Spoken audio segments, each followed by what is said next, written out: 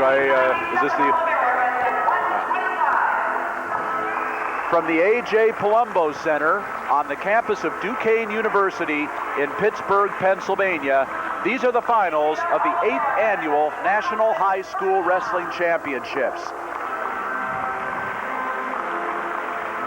Hello, everybody. I'm Rob Sherrill. Thank you for joining us for this very special broadcast of the finals of the National High School Wrestling Championships. You know, you may not be seeing, you may be seeing these 28 wrestlers that you'll see in the championship finals for the very first time. But if you're a wrestling fan or about to become a wrestling fan, you will not be seeing them for the last time. These wrestlers in the finals tonight, you will be seeing on many occasions in the NCAA championships in future years, maybe even in the World and Olympic championships. This is the proving ground for wrestling stars of the future. Joining me as always on these broadcasts, my colleague Ed Ferraro. And Ed, another record crowd here at the National High School Wrestling Championships. This tournament has really become one of the elite contests in the United States. Rob, there is no denying that this tournament has become the national tournament. This tournament has grown leaps and bounds. The quality of the wrestler, the numbers, and you hit it right on the head. Just recently being at the NCAAs, I felt like Mr. Know-It-All. I was there looking at guys that wrestled in this tournament out there in the NCAAs, and it was just a tremendous feeling to watch them grow and grow through the sport and using this wrestling tournament as their big stepping stone. Well, looking at the field that we have tonight, you will be seeing 14 championship final matches, the 215-pound class, a new addition this year. A couple of wrestlers that we'll be focusing on later in the broadcast, two unbeaten, four-time state champions. These wrestlers did not lose a match in their high school career. At 130 pounds, John Mark Bentley of North Carolina, Avery County High School. He went 144-0 in his four-year career and won 4 state titles. And at 140 pounds, Steve Kessler of Owings Mills High School in Maryland, 150-0 in his high school career. That's quite an accomplishment, no question about it. Absolutely, Rob. With the numbers and the areas that are covered, you also have 2 matchups of state tournaments.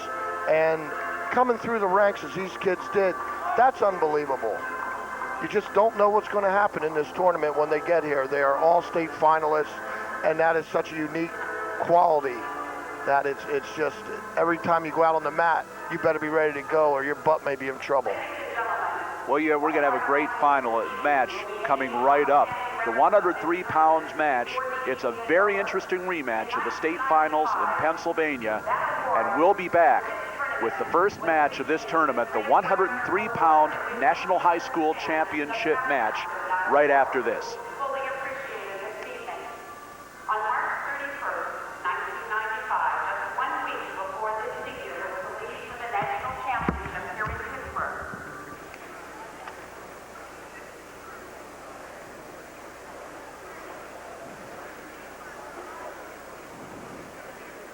From the A.J. Palumbo Center on the campus of Duquesne University in Pittsburgh, Pennsylvania, these are the championship finals of the National High School Wrestling Championships. Hello, everybody. I'm Rob Sherrill with Ed Ferraro and George Von Benko, and we're ready to bring you one of the great wrestling spectaculars in high school wrestling in the United States. The championship finals. You'll see the top 28 wrestlers in the country as they wrestle for the honor of being the National High School Wrestling Champion at 14 different weight classes. We're about ready to start the 103-pound match between Mike Kahn and Troy Minarovic, 2 wrestlers from right here in Pennsylvania.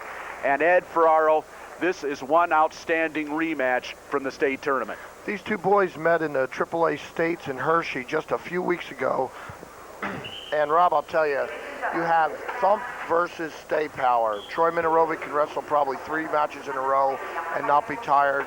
Mike Kahn, very powerful. They had a tremendous battle last time. We'll see what happens in these finals. Just amazing how they're back together again after the wars that they went through today and the last few days.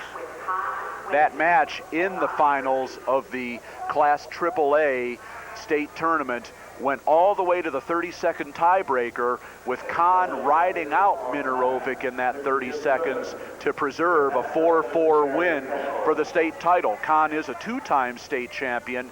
Minarovic, the state runner-up this year in his first trip to the state tournament. And Mike Quin in the blue singlet, in on the single leg, trying to score the first points of this championship round. Mike's got that leg deep. Troy with a whizzer fighting in. See if Quin can finish for two. And Jim Sterner, our head official in this match, signals 2 points and the takedown for Mike Quin. Quin from Harrisburg High School, as we said, a two-time Class AAA state champion.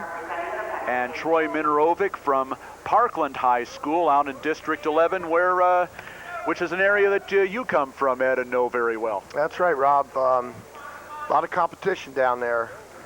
Minarovic and Quin mirror themselves with being rather complete wrestlers. They're both good on their feet, both good on top and get it out of the bottom, which is why we probably saw that ride out last time. I'm not anticipating any holding back here.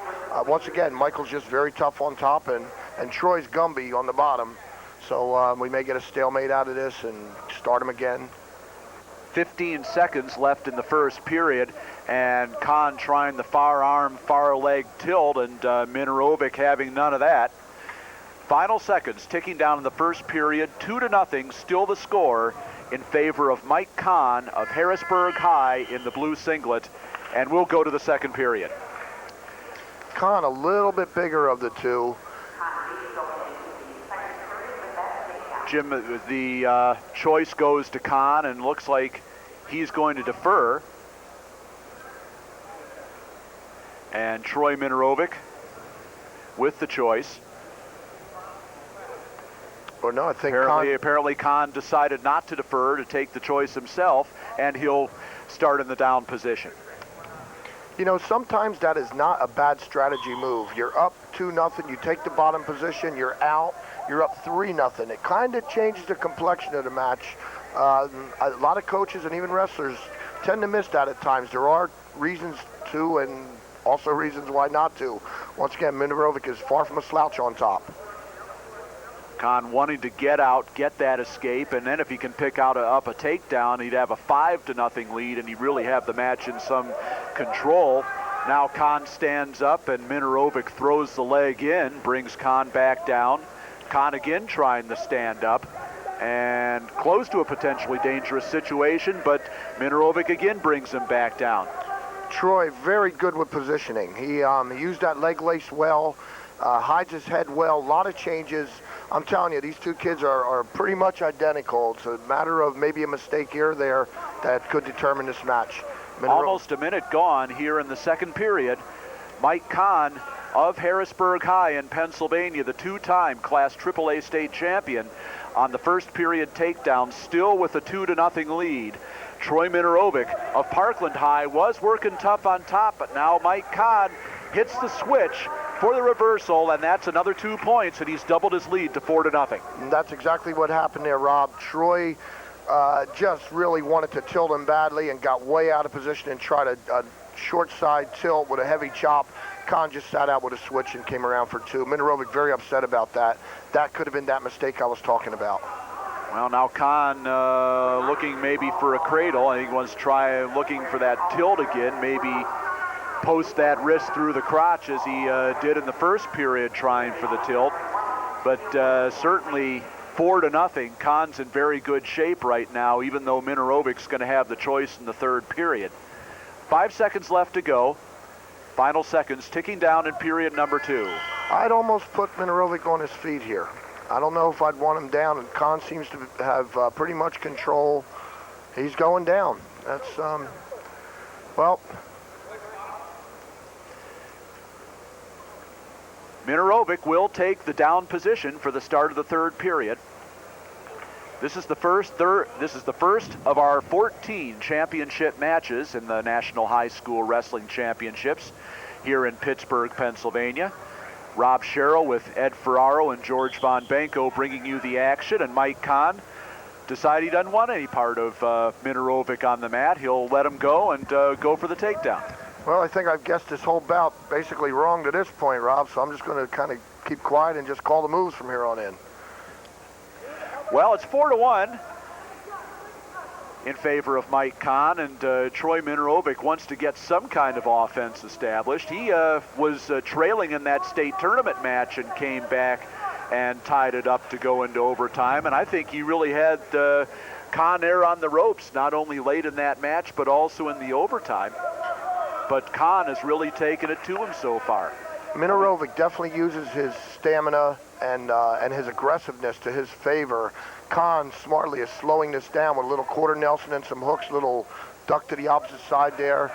Real nice, real nice. Just played some time, got behind both arms. 2-point takedown, Kahn. Minarovic's going to just have to get on his horse and just come back with a vengeance here, or Mike's going to walk away with this championship. Under a minute left to go here in the 103-pound match, and Mike Kahn of Harrisburg High School, the two-time state champion, has extended his lead to 6-1 now. 40 seconds left to go, and Kahn riding tough on the top.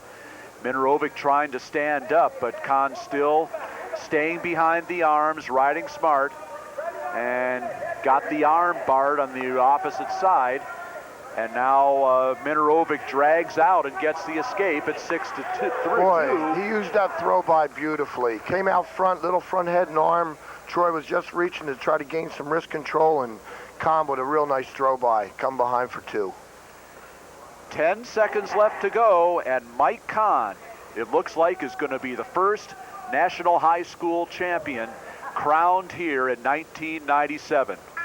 And that'll do it by a final score of 8-2. The first national high school champion of 1997 at 103 pounds is Mike Kahn.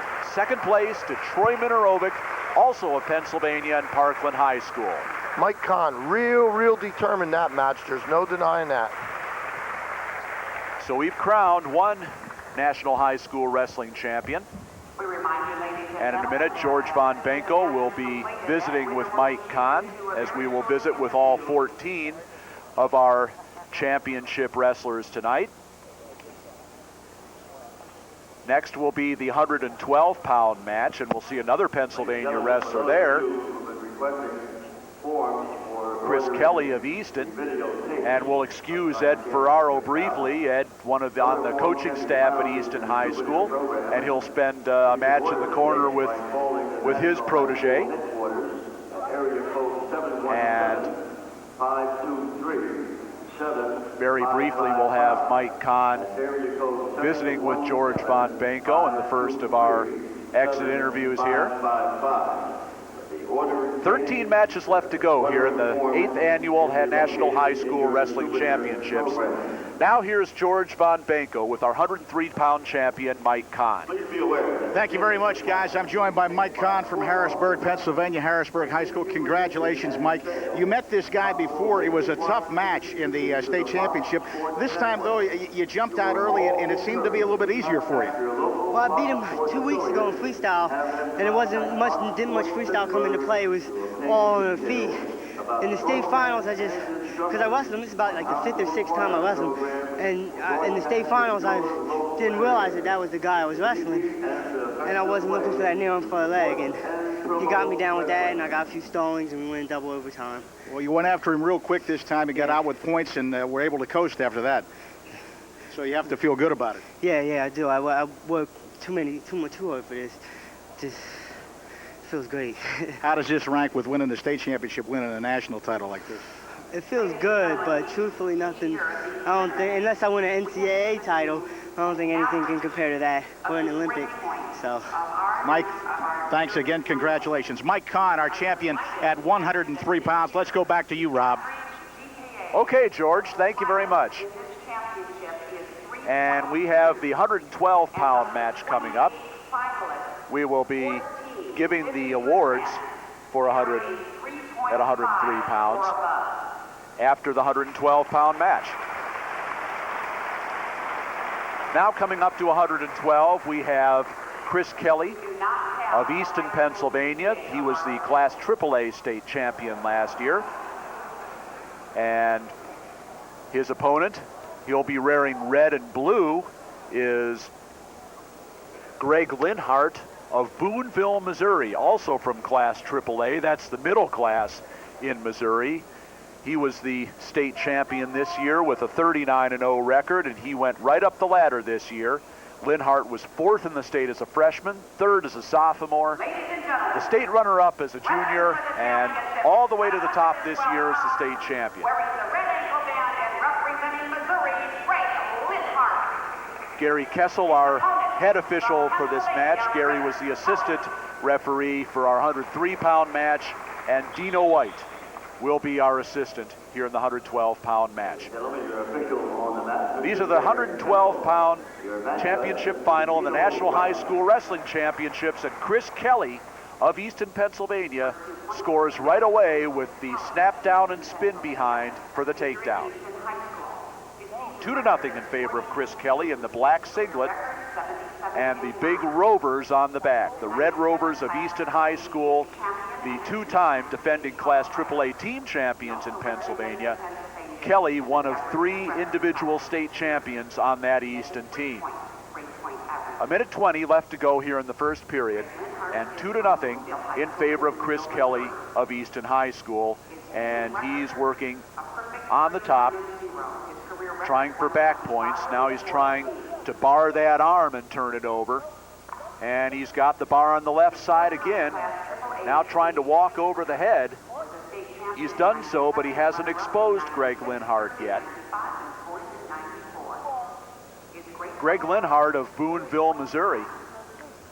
Pretty good showing by the Missouri delegation in this tournament. And Linhart with 3 pins out of his 5 matches coming here to the finals. Kelly with 2 technical falls followed by 3 decisions, so both these wrestlers pretty dominant on the way to the championship final. 30 seconds left here in the first period. Still 2-0 in favor of Chris Kelly of Easton, and now Gary Kessel issues a stall warning on the top against Chris Kelly. Kessel wanting Kelly to improve his position on the top a little more than he would have liked to see. And now Kelly with the tilt on that 2-on-1 tilt on the far wrist, and he's getting a count. We're going to see some near fall points, it looks like. Final seconds ticking down here in the first period, and 2 near fall points are going to be given by Gary Kessel. 4-0 in favor of Chris Kelly of Easton after a period. And Ed Ferraro, our partner in the corner, likes what he's seen so far. His wrestler with a 4-0 lead, and Chris Kelly starting on the top, in the neutral position. He's been very good on his feet this year. And now Kelly with the 360 spin move, looking for the double leg, couldn't quite hit it, and Linhart drags back out. These are the finals of the National High School Wrestling Championships. For the 8th straight year, we have a record field here. 676 wrestlers from 46 states started this competition 2 days ago as Gary Kessel brings them back to the center for a fresh start. These are the final 28 that you'll be seeing tonight on this broadcast. And now Linhart in on the single leg. Kelly drags out of it, and they'll come back for a fresh start. 1:20 left here in the second period. And Chris Kelly of Easton, Pennsylvania, trying to become his state's 2nd champion here in the National High School Wrestling Championships. He already has a 4-0 lead. Now Linhart trying to drag that 2-on-1. He's got his head underneath. And a stalemate called by Gary Kessel. They'll bring it back to their feet for a fresh start. Greg Linhart of Boonville, Missouri, a 4-time state place winner in the Class 3A. State champion this year, and Chris Kelly just drags him by and spins behind for the takedown, and he's ahead 6-0. 40 seconds left in the second period. 6-0, Chris Kelly in the lead. Chris Kelly, of course, the first of 3 Easton champions in the Class AAA state tournament this year. And he lets Linhart go, and that puts Linhart on the board. It makes it 6-1. Kelly's still in the lead as they work toward the edge of the mat. 15 seconds left to go here in the second period. And now once again, Linhart with the front headlock as they work toward the edge. And he tries to spin behind, but the feet of both wrestlers out of bounds, and that means no points can be scored, and they bring them back to the center. 4 seconds left in the second period.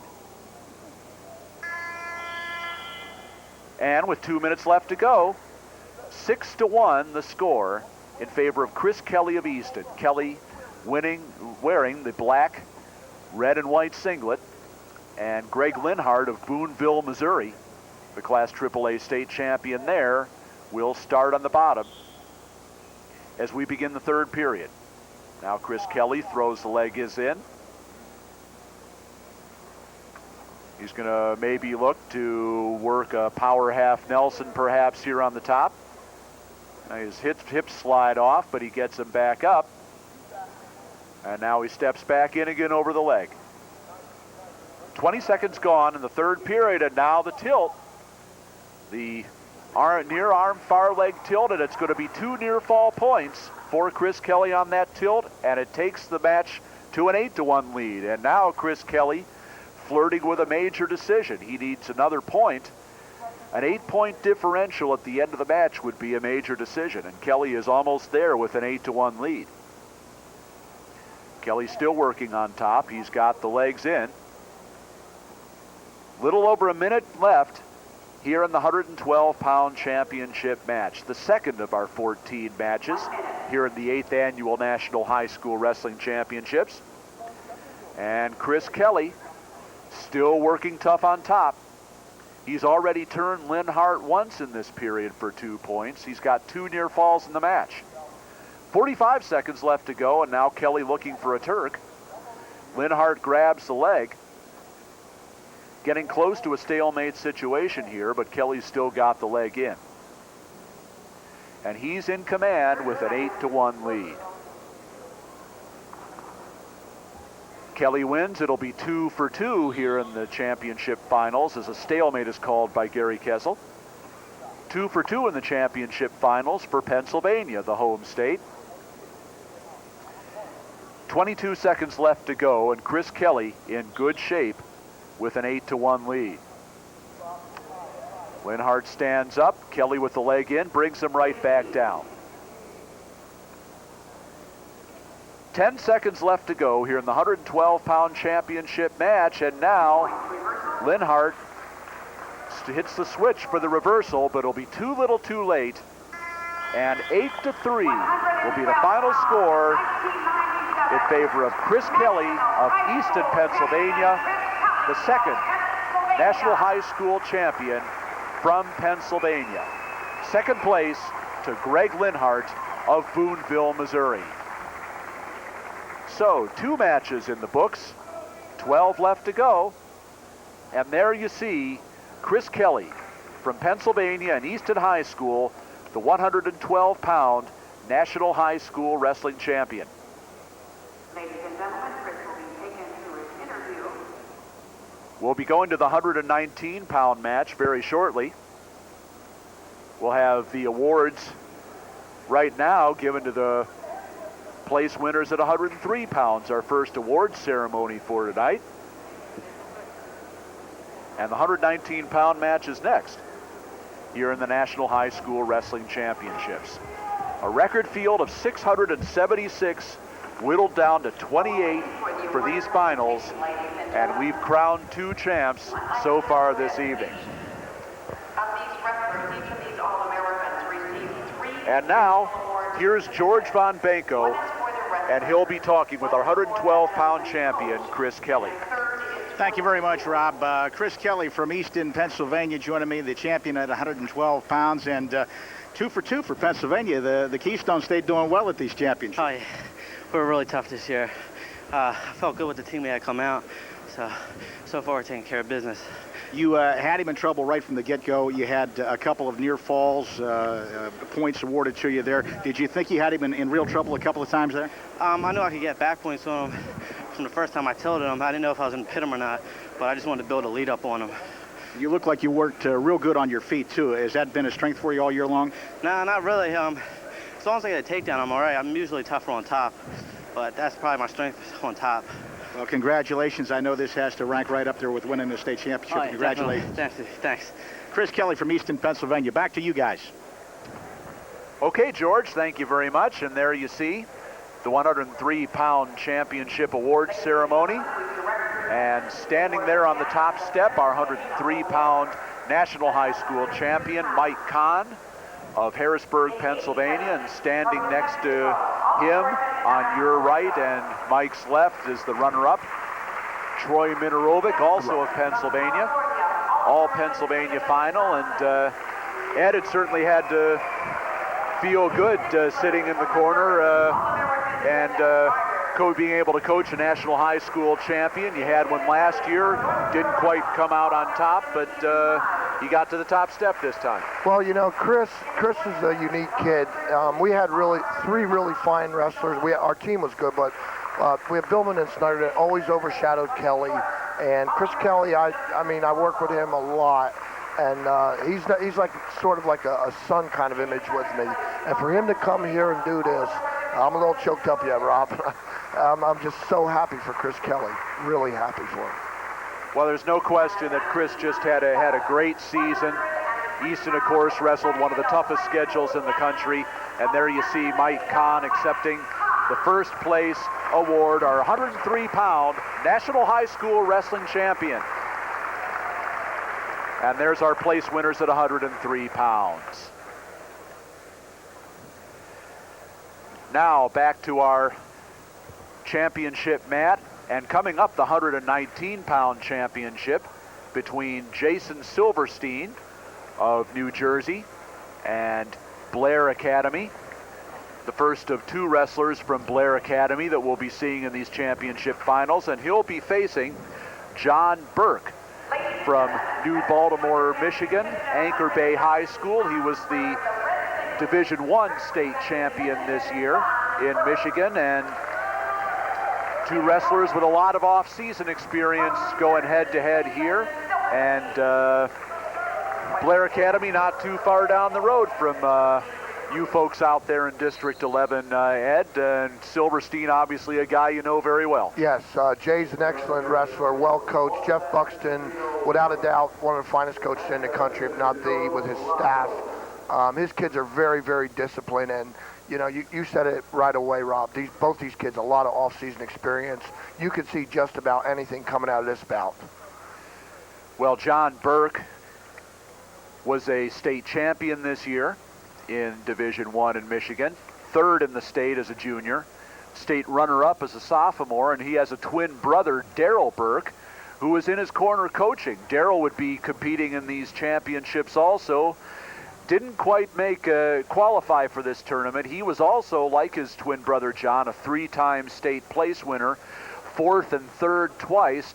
Didn't quite make the cut for qualifying for this field, but certainly John Burke, as we get a stoppage here to adjust the equipment, certainly feels good with Daryl in his corner, and they have been great workout partners all their lives, not just over at Anchor Bay High School. I'm sure it was pretty interesting over Thanksgiving with those boys at the table, find out who got more stuffing. No question about it, and no score so far, over a minute wrestled.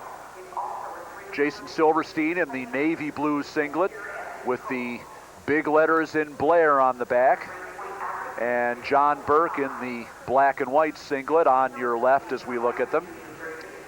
And our official, Dino White, looking over the action as they get toward the edge of the mat there, and Burke trying to drag Silverstein back in, and they go off the edge.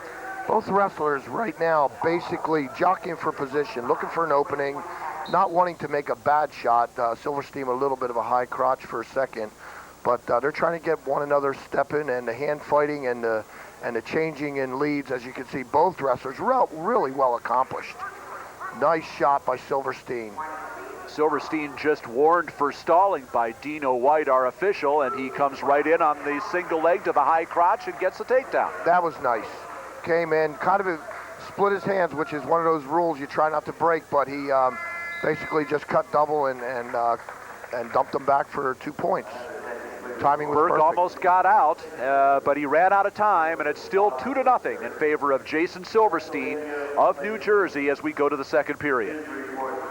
Silverstein with the choice, and he'll start the second period in the down position and try for the escape right off the bat.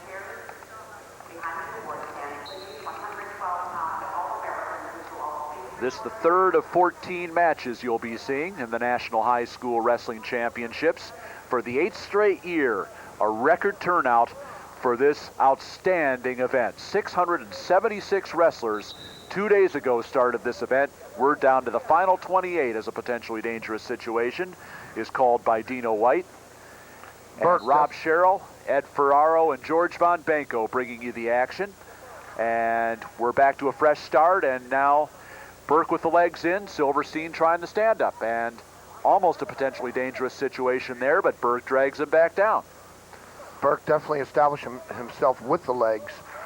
Nice position, knee out, hips up, trying to work power halves. Silverstein just trying to get to his feet, does very nicely. Throws that leg by. 1 point escape, making the score 3-0 Silverstein. 3-0 now is the lead for Jason Silverstein. With 1:10 left to go in the second period, now trying for the outside single.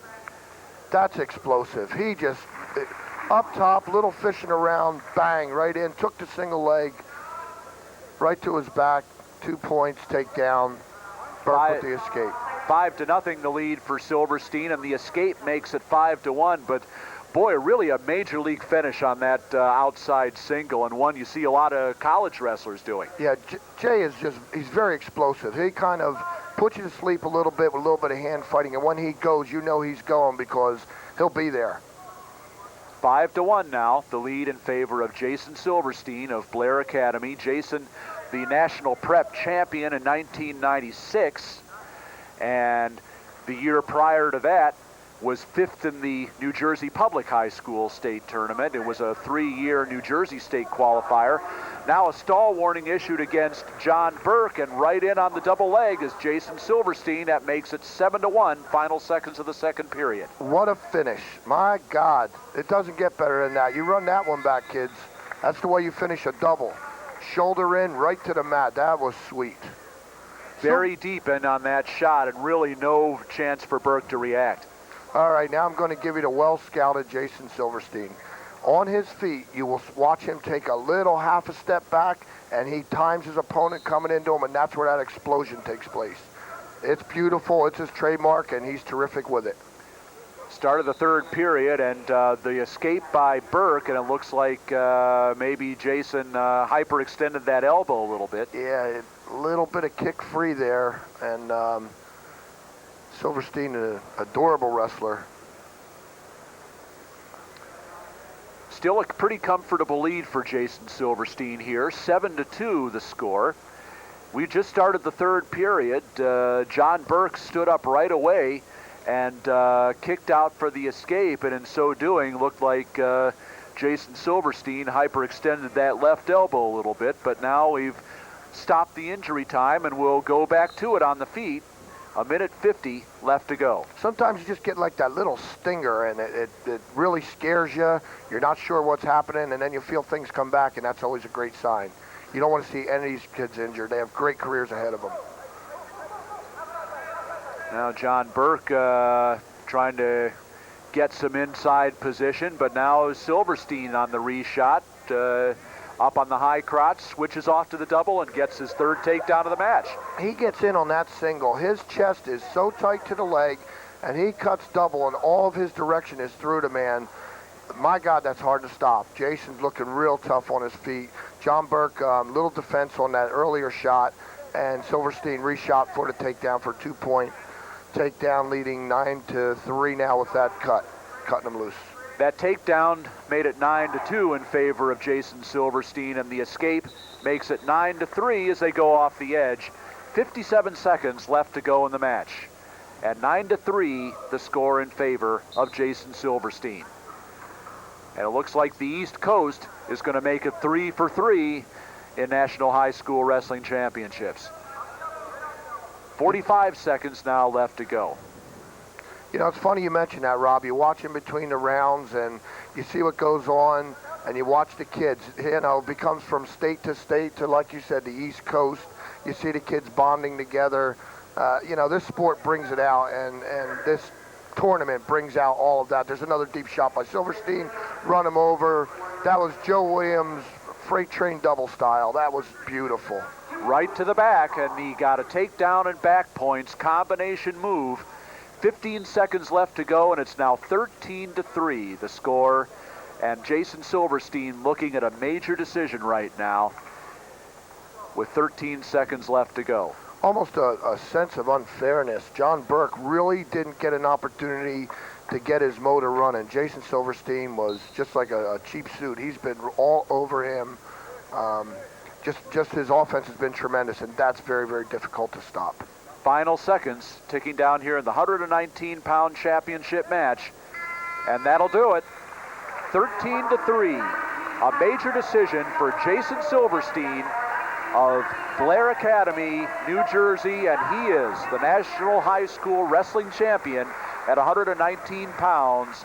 Second place to John Burke of New Baltimore, Michigan, and Anchor Bay High School.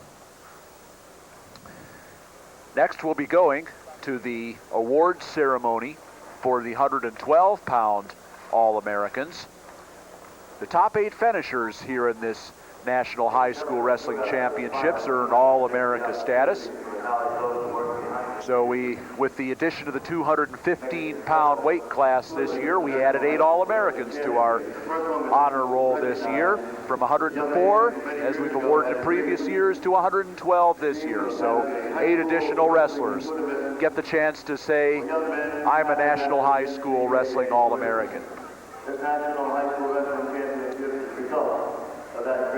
Well, in a minute, we'll be talking to George Von Benko, and in fact, he's ready right now with Jason Silverstein, our 119-pound champion.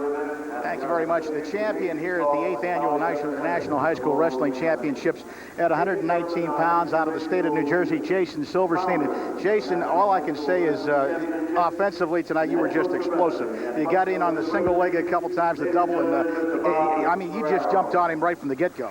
That was my whole plan from the start. I'm pretty good on my feet, and I use that to my advantage a lot. The kid, he stood up a lot. It's kind of hard for me to keep him down, so I just used my takedowns to win the match, basically. So you let him go and just went after him again? Yeah. You were so explosive, though. When you get in on that single leg, and I heard the commentators commenting when you get in on the double leg, you just get chest up so close to him that you just take him down so quickly. You're pretty explosive. My belief is if I get another shot, I'm not going to let it go. I have to finish it. So I try my best to finish it, and it means being explosive. It means being explosive.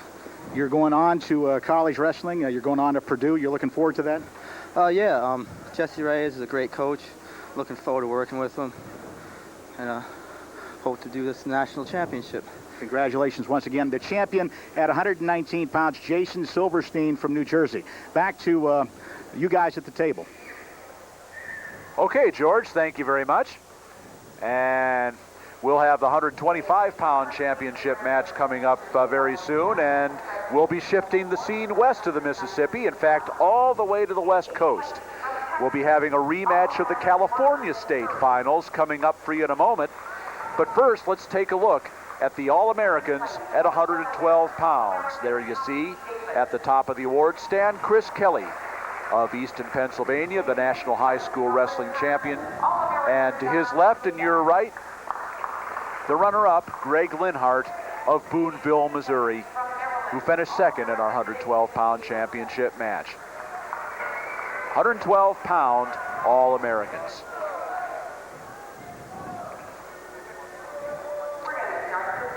A 125-pound match coming up, as we said, a rematch of the 130-pound state championship match in California. And we'll be talking about that in a minute. But Ed, this field just gets bigger every year. Just when you think you've really gone as far as you can go, we had 70 more entries than we had last year. You know, another 10% increase. This is really outstanding. It's been just tremendous. And I know, Rob, you and I have covered this for a number of years, and the quality is just unbelievable. It just gets better and better. You know, I have a kid in this tournament, and I would like to get him out to get something to eat. And we wind up watching the next 2 hours worth of wrestling because you just can't let it go. It's like, oh, let's watch these guys, and here's another set of guys. And between the records, their accomplishments, and the individuals themselves being champions and the champions that they are, it just increases all the levels of intensity from the pigtail matches right down to these finals. And it all goes right back to the wrestlers, the coaches, and the support that their individual towns gives them to come to these events. Chris Kelly of Pennsylvania accepting the championship at 112 pounds, the second of our National High School Wrestling Championships.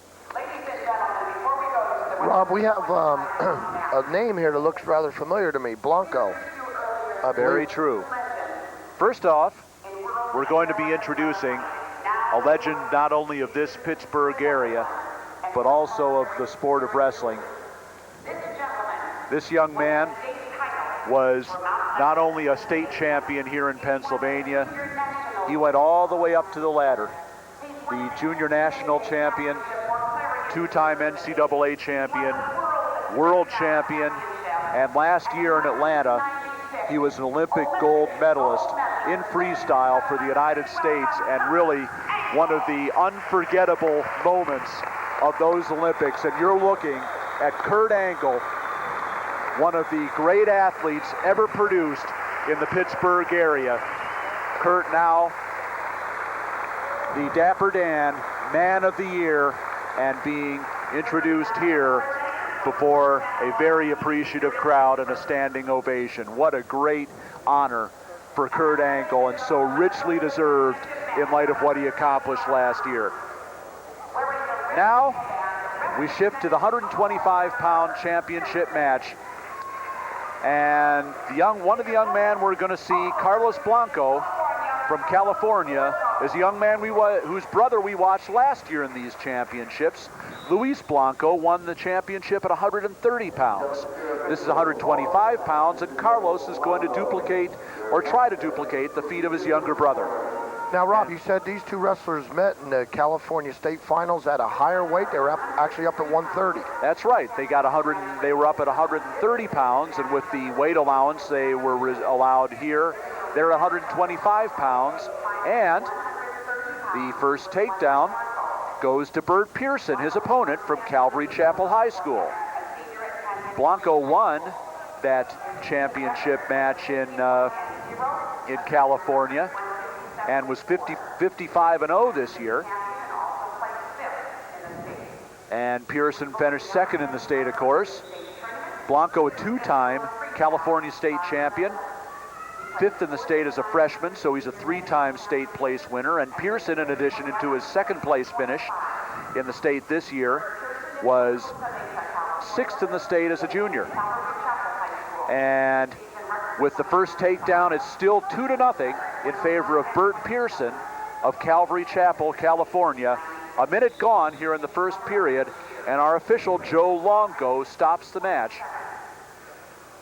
And we'll be stopping it for blood time for Burt Pierson. Looks like we'll have to fix a bloody nose here, and Carlos Blanco will have to get himself wiped off a little. Of course, anytime there is blood, always extra precautions taken to avoid any risks. Oh yeah, the wrestler's safety is definitely first and foremost.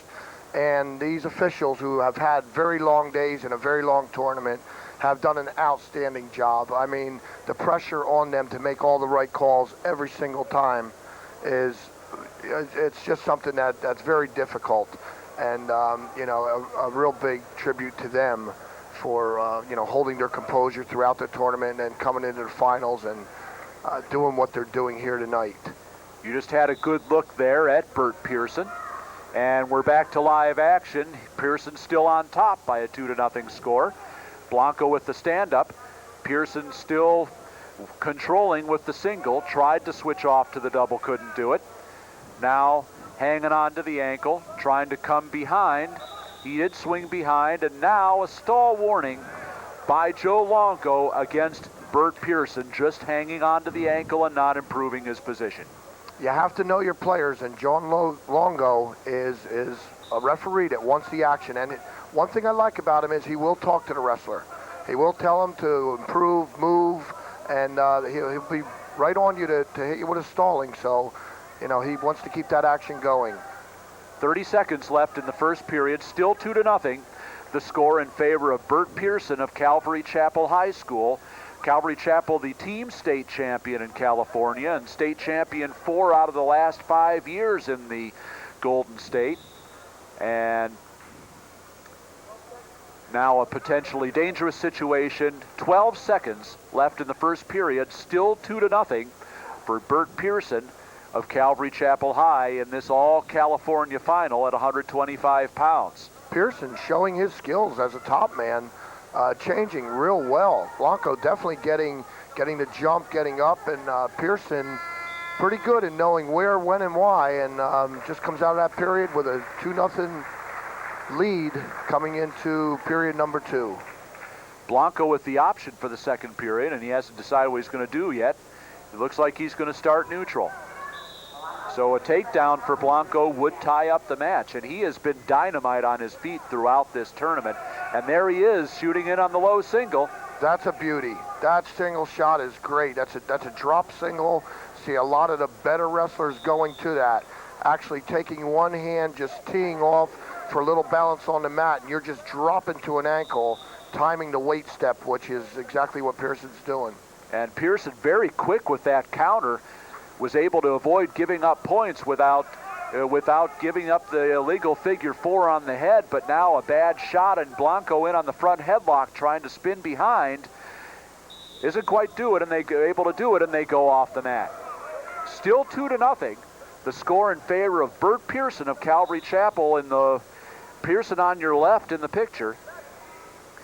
And these two guys wrestled 9 or 10 times in the last few years, and Blanco's pretty much won them all, but Pierson so far with the upper hand. And now Blanco with the single, trying to switch off to the double, and now trying to work up, and Pierson's in some trouble here. And the takedown given by Joe Longo. We got a tie match. That was nice. Blanco coming up through the crotch, head high, popped one knee off, kept the inside leg.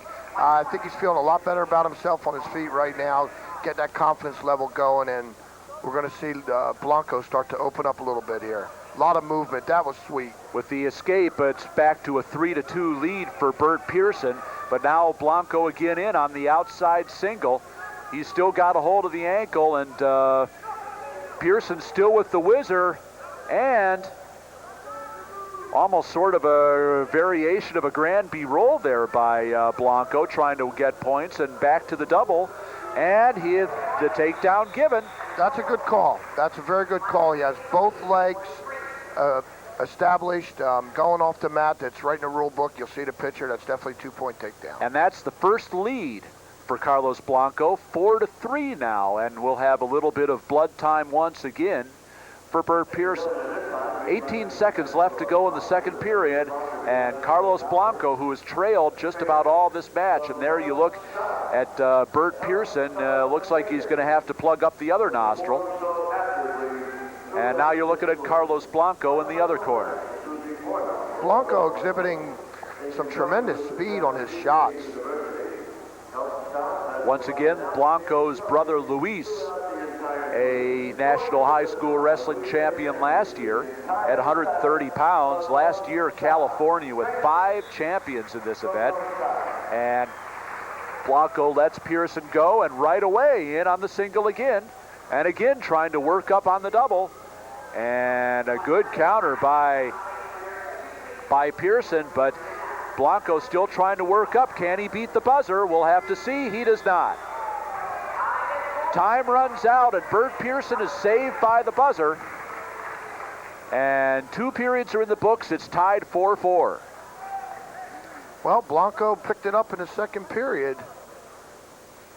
2 takedowns for Blanco in the second, and Burt Pierson with the option for the third period. He'll take down, and he's going to try for the escape and get back into the lead again.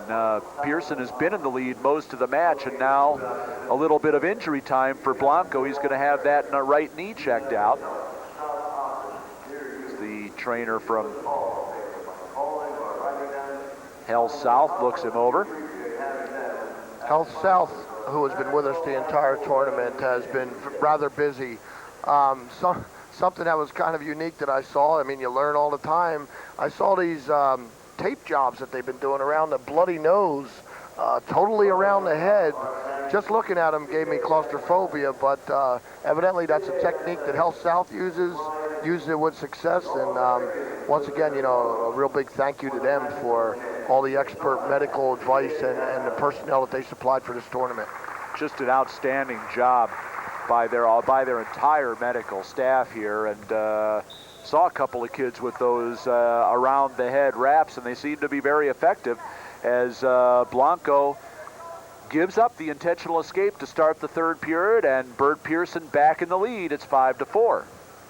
And now Pierson with the front headlock and trying to spin behind on the left side.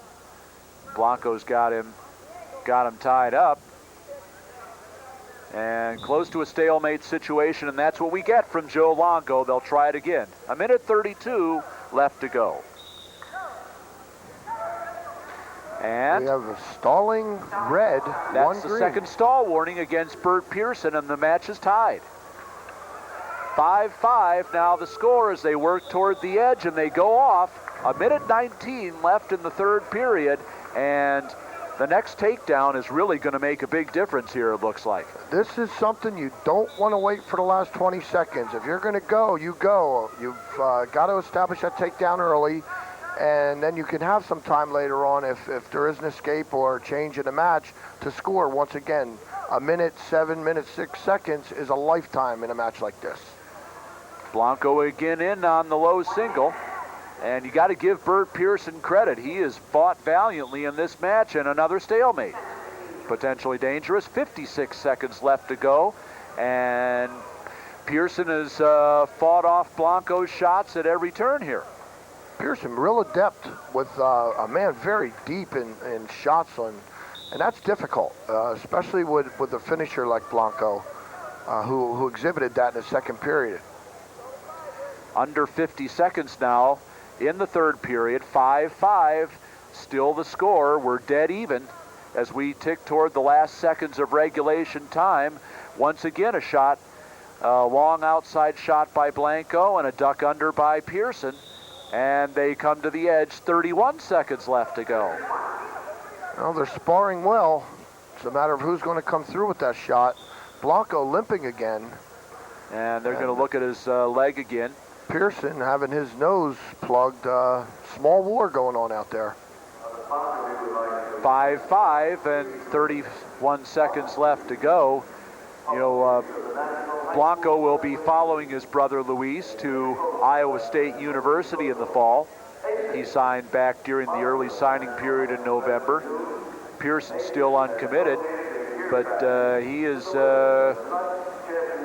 really shown a lot of heart and has fought off just about everything that Blanco has tried, even though he has given up 2 takedowns and 1 point for stalling, but that's all he's given up to Blanco, which is an awful lot fewer points than most wrestlers have been able to hold Blanco to in this tournament.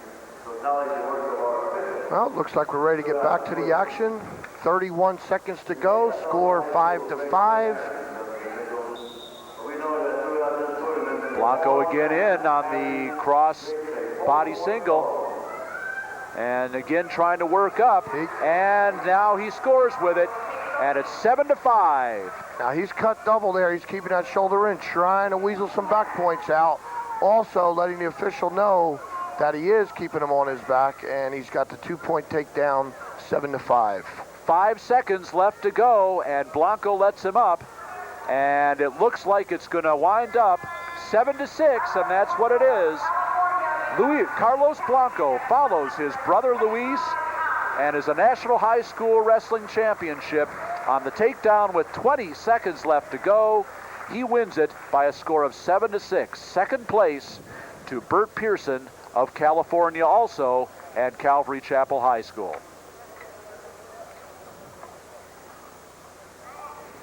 Carlos Blanco, as we said, a two-time California state champion. This was a rematch of the state tournament.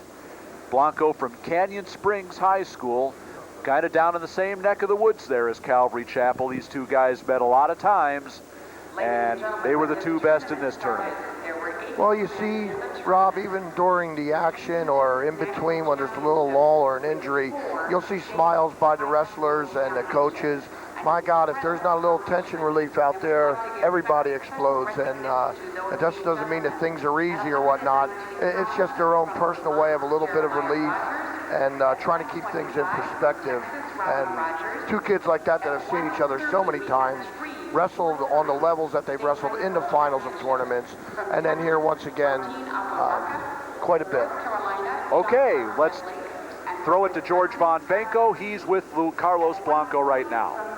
Thank you very much. I'm joined by Carlos Blanco, the champion at 125 pounds out of the state of California.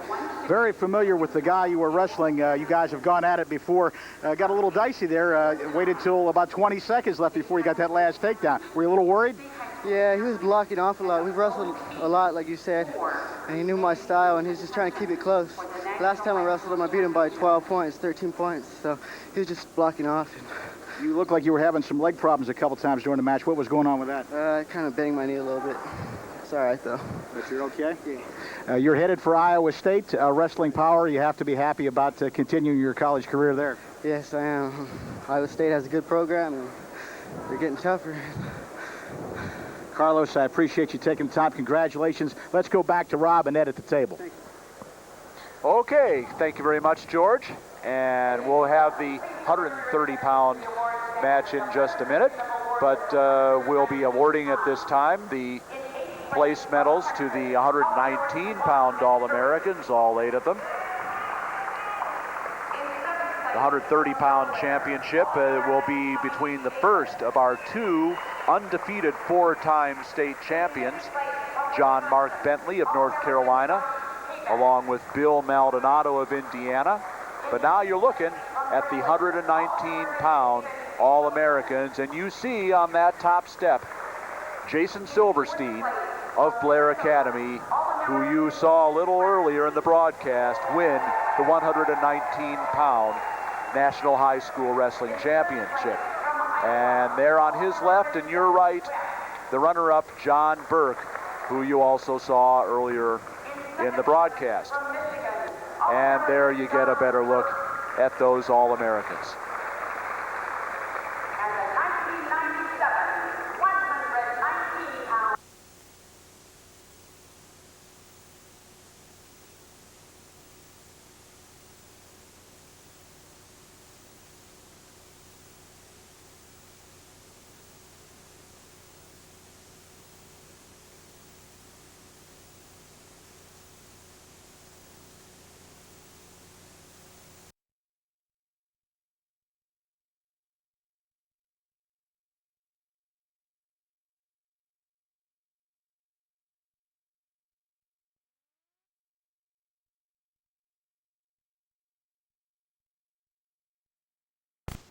You see in the red star-spangled singlet from North Carolina, Avery County High School, John Mark Bentley, 144-0 in his high school career.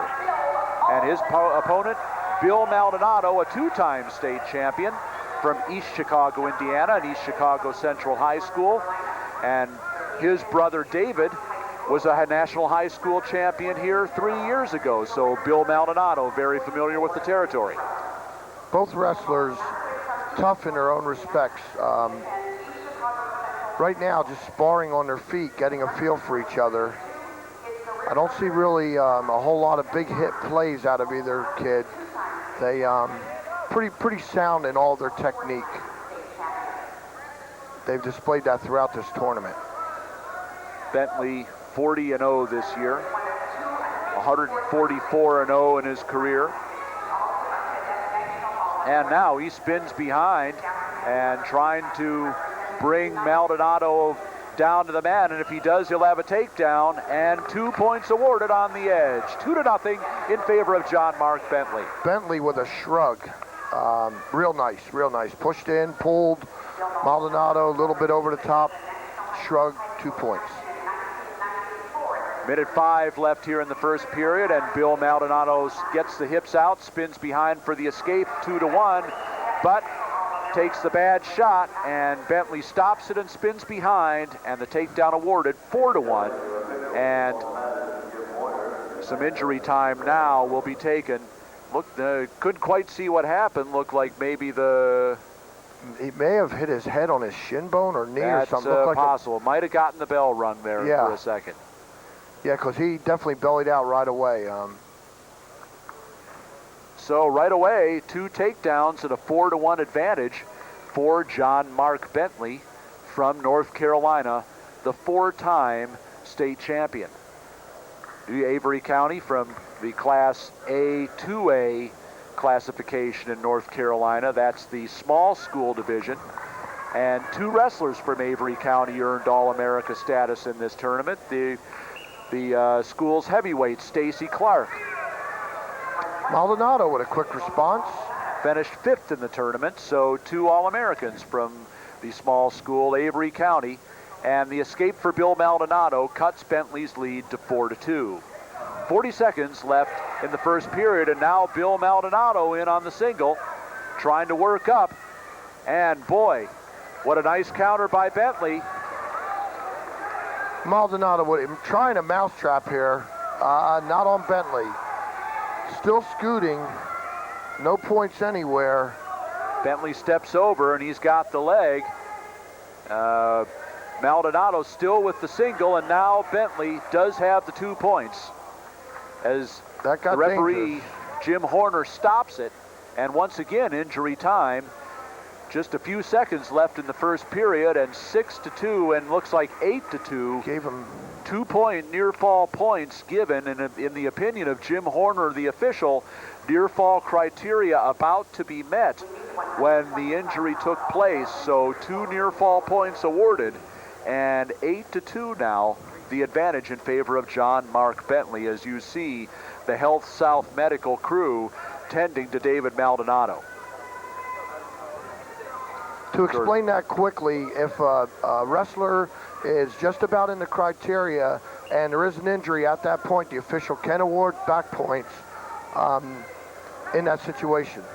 John Mark Bentley with the legs in. Final seconds of the first period, and he'll take an 8-2 lead into period number 2. And the option goes to Bentley, and he's not going to defer. He wants that point. He'll go down immediately. Bill Maldonado working on top, and this is his first chance to see what he can do in the top position.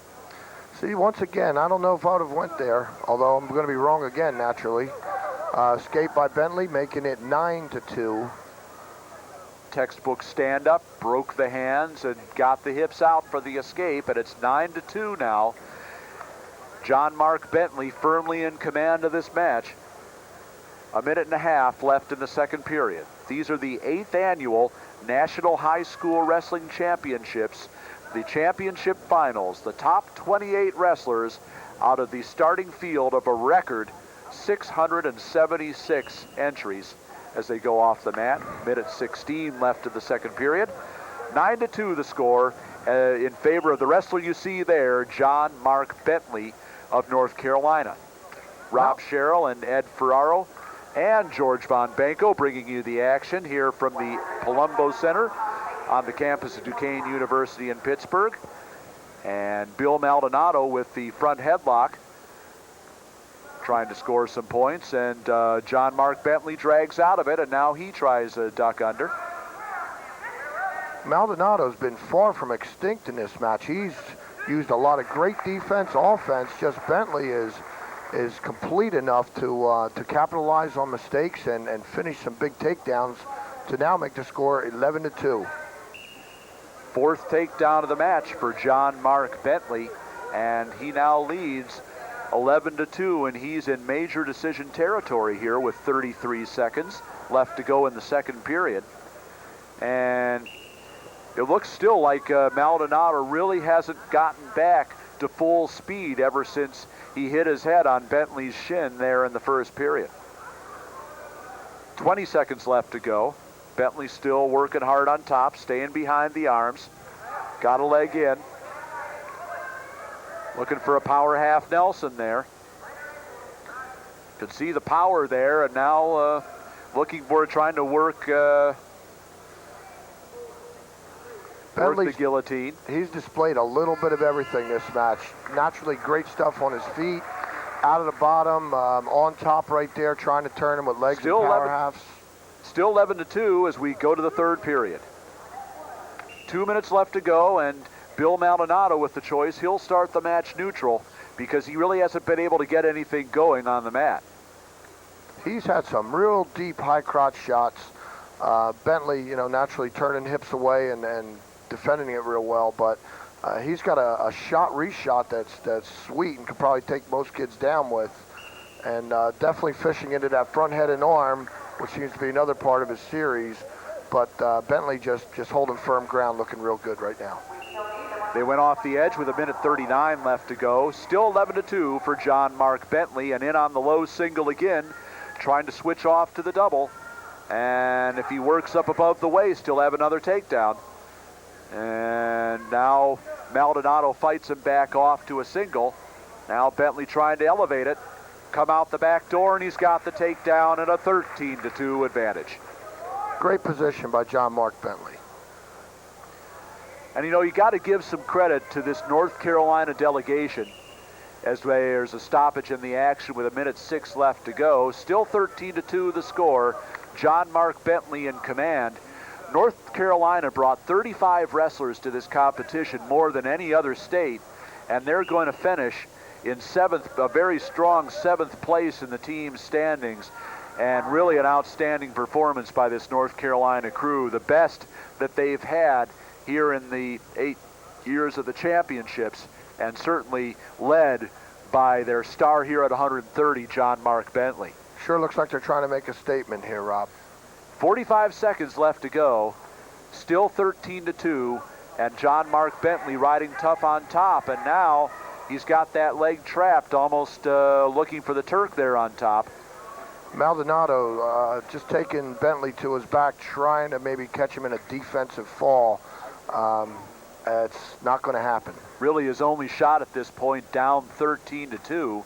20 seconds left to go, and a stalemate called by Jim Horner, our official. And looks like perhaps some blood time here. Some blood time for Maldonado.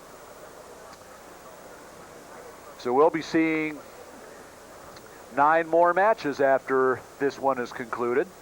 These are the finals of the 8th annual National High School Wrestling Championships. Rob Sherrill, Ed Ferraro, and George Von Banco bringing you the 14 championship matches from the A.J. Palumbo Center here in Pittsburgh.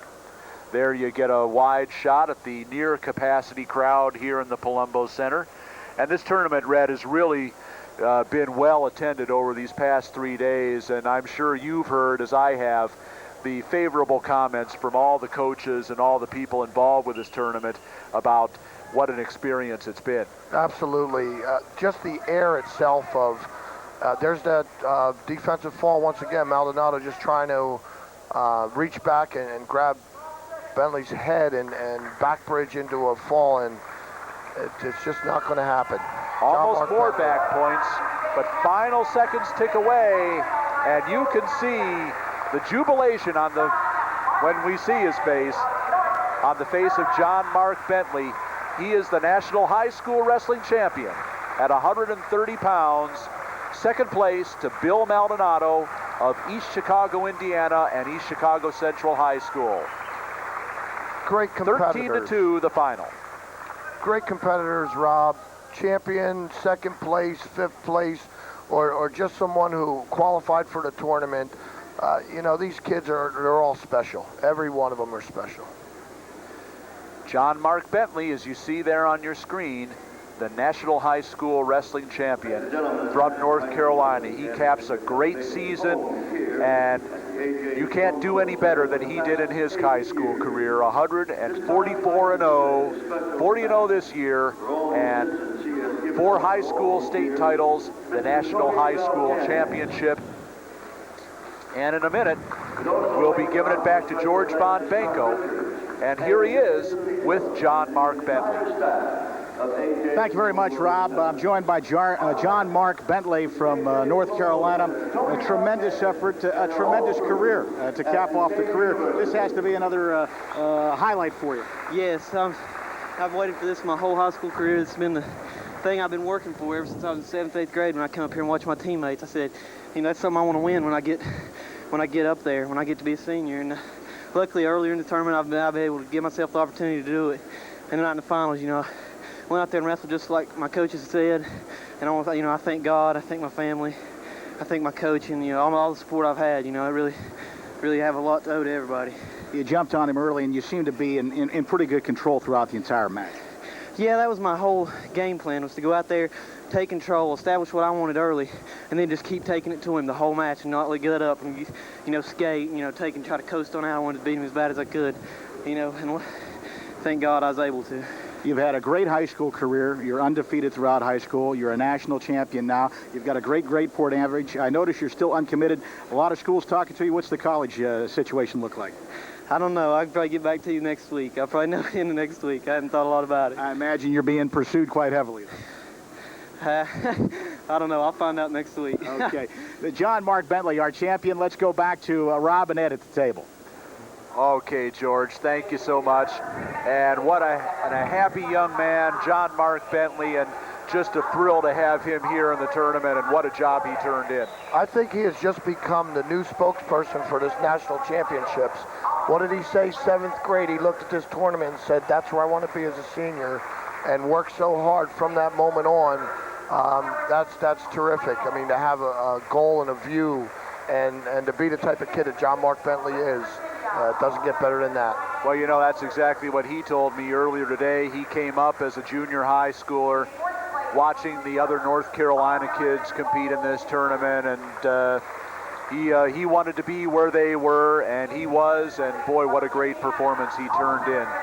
And right now you're looking at the 125-pound National High School Wrestling Championships, All-Americans, all 8 of them, and at the 2 top rungs of the ladder you see the 2 California finalists, Burt Pierson of Calvary Chapel, just accepting his 2nd place award.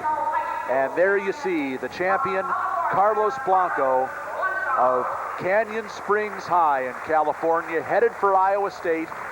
He was a 2-time national high school champion, voted the outstanding wrestler in California this year, and now he's the National High School Championships titleist at 125 pounds. And congratulations to all the All-Americans. Now, ladies and gentlemen, we direct your attention to the match and the championship. Now we'll be going to the 135-pound championship match, and you'll be seeing Quin Foster, our 2nd finalist from Blair Academy in New Jersey, and he'll be wrestling Sonny Marchette of Walsh Jesuit in Ohio. And Marchette, the first of 3 Walsh Jesuit finalists we'll be seeing, and we've already seen Burt Pierson from Calvary Chapel. We'll also be seeing 3 from that fine Calvary Chapel program, 2 of the best programs in the country this year, no doubt about it. I think with this match we can put the gloves down and come out swinging. Both wrestlers, brawling type styles, both well accomplished on their feet. This should be a sweet one. Marchette in the all-white singlet, a 2-time state champion in Ohio and a 3-time finalist. Quin Foster of Blair Academy in the dark blue singlet, originally from Alexandria, Virginia, a 2-time national prep champion. This year voted the outstanding wrestler in the national prep championships. as they go off the edge, and we're going to have some action here. You can see it already. Oh, there's fire coming out of both their nostrils. And just once again, this jockeying on their feet, there's a lot of pressure going on. Wow, what a high crotch, my God. No finish yet, no finish. There's two Marchette. Oh my God, that was gorgeous. That was great. He caught Foster stepping and just went outside with a high crotch. Beautiful takedown. Cuts him 2-1 Marchette. 2 points for the takedown by Marchette. 1 point, the escape to Foster, and we got a lot of action. 45 seconds left to go in the first period. 2-1 in favor of Sonny Marchette, and some lightning quickness there on that first takedown. Wow, that's all I can say with that one.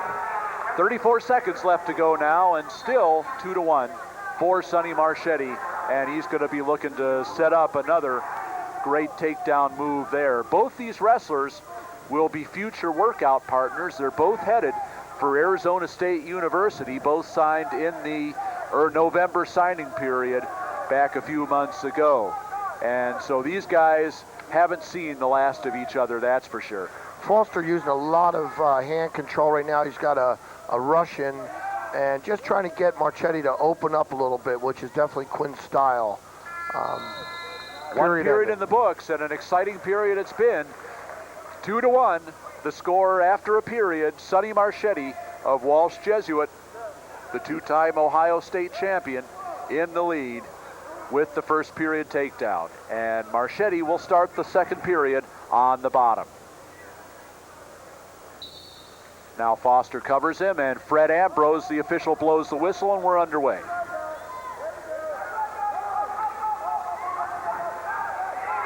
And Sonny Marchette spins out for the escape, and it's now 3-1. The 1 point escape for Sonny Marchette, and he's got a 2 point lead. Nothing fancy about that. Marchette right to his feet. Nice cut through. Face Foster. Getting the escape. Keeping the score at 3-1. Once again, Foster working some ties, working a little bit of a Russian. Marchette smartly controlling the opposite elbow, which kind of neutralizes that. And just Quin just trying to buy a little time and check that opening out. And you can believe me, Foster's not out of this or not done with this. He's got answers for questions. Minute 25 left in the second period. 3-1 still in favor of Sonny Marchette. And look at that battle for hand and wrist control. That's, you know, it doesn't look like a lot, but it's really something, isn't it? If you know the energy transfer that's going on right now with both wrestlers, the adrenaline that's flying and the calories that are being burned up with that push and pull and those grips, there's a whole lot going on even without the movement. 50 seconds left to go in the second period, and still 3-1. The score in favor of Sonny Marchette in the white singlet on your left there from Walsh Jesuit. Once again, the first of 3 Walsh Jesuit wrestlers we'll be seeing here in the finals. And Quin Foster in the blue singlet, the second Blair Academy wrestler we've seen. Jason Silverstein won the 119-pound title. It looks to me like Foster almost wants to go up top with him, and just doesn't see the right opportunity to get in and get maybe a deep underhook or trying to work something out. Now Marchette hit with stalling by Freddie Ambrose. Knowing Ambrose, he has talked to him. He's talking to him now.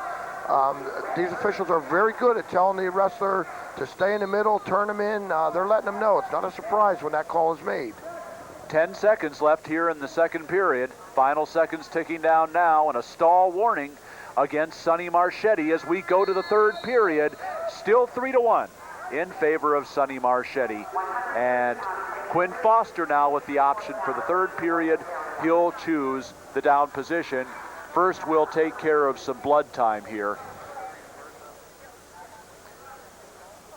2 minutes left to go here in the 135-pound championship match. These are the finals of the 8th annual National High School Wrestling Championships from the Palumbo Center here on the campus of Duquesne University in Pittsburgh, Pennsylvania. This has been the tournament's home all 8 years. Rob Sherrill, Ed Ferraro, and George Von Banco bringing you the final 14 matches of championship action. We started 2 days ago with a record 676 wrestlers from 46 states. That's 70 more than the record we set previously last year. And Ed, not only the numbers, but the quality, hard to beat. The best we've ever had, I think. You know, Rob, if my bank account increased like that, I'd be a happy man after an 8-year period. No doubt about it. The growth we've seen in this tournament, this is where the best in the country want to come. And they're showing it more and more year after year. And Marchette, giving the optional international style start, tries to bring Foster back down. But Foster spins out and gets the escape, and it's 3-2. Foster basically okay, 2 double shots there, nothing going on. Doing a lot of stalking. Really great stance, Foster. I mean, that's a Blair style. Very, very disciplined. They stay in their stance. Very hard to take them out. Sonny with that high crotch again. Real deep, chest right up against the leg. Looking to cut double, keeping head tight. We saw that in the first period, and he couldn't. This time, he couldn't score with it. Foster right back at him. Right back at him. That was a great flurry. Great exchange. Crowd buzzing now as we see some action stepped up by these two wrestlers. 1:10 left to go. Still 3-2 in favor of Sonny Marchette in the white singlet from Walsh Jesuit High School as Brett Ambrose stops them and brings them back to their feet. We could have quite an exciting finish here. And Sonny Marchette pushing in again. Sonny going with hand ties now.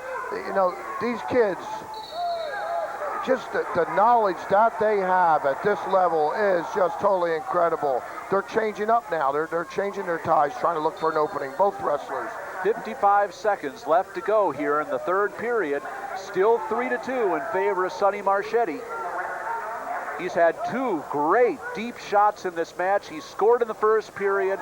He couldn't score in this period, and we'll see if that comes back to haunt him. Although Quin Foster really hasn't been in deep on anything. And now Foster does try a shot from far away, and Sonny almost spins behind. 30 seconds left to go, and Sonny still hanging on to that 3-2 lead. Foster was trying to cut the mat off on him and now backed out of that. Now we have a stalling warning on Quin Foster with time running out. Amazing, the stall warning against Foster, and he's the one that needs the takedown. And now he's in deep on the shot. And he scores with 6 seconds left to go. Oh, my God. And that's going to be it. Oh my goodness, what a finish. Oh, my God. What a finish with 6 seconds left to go. The takedown by Foster, and he wins it by a score of 4-3. Oh, my God. He had an ace in his pocket, and he held it for the last 10 seconds, exploded with a high crotch cut, double, 2-point takedown. Unbelievable. What a finish to one of the most exciting matches of the night. Great display of wrestling by these two young men. Sonny Marchette, a great Scot. And now let's look at that takedown again. Quin Foster now has just been warned for stalling here. And he was the one that needed the shot. And the deep underneath single, he gets the penetration. Sonny with the barrel roll, but Quin spins out behind, and with 6 seconds left, those are the winning points. He had that body lock. When he took him through on that, I don't know. I guess the pressures take over. Okay, here's George Von Benko.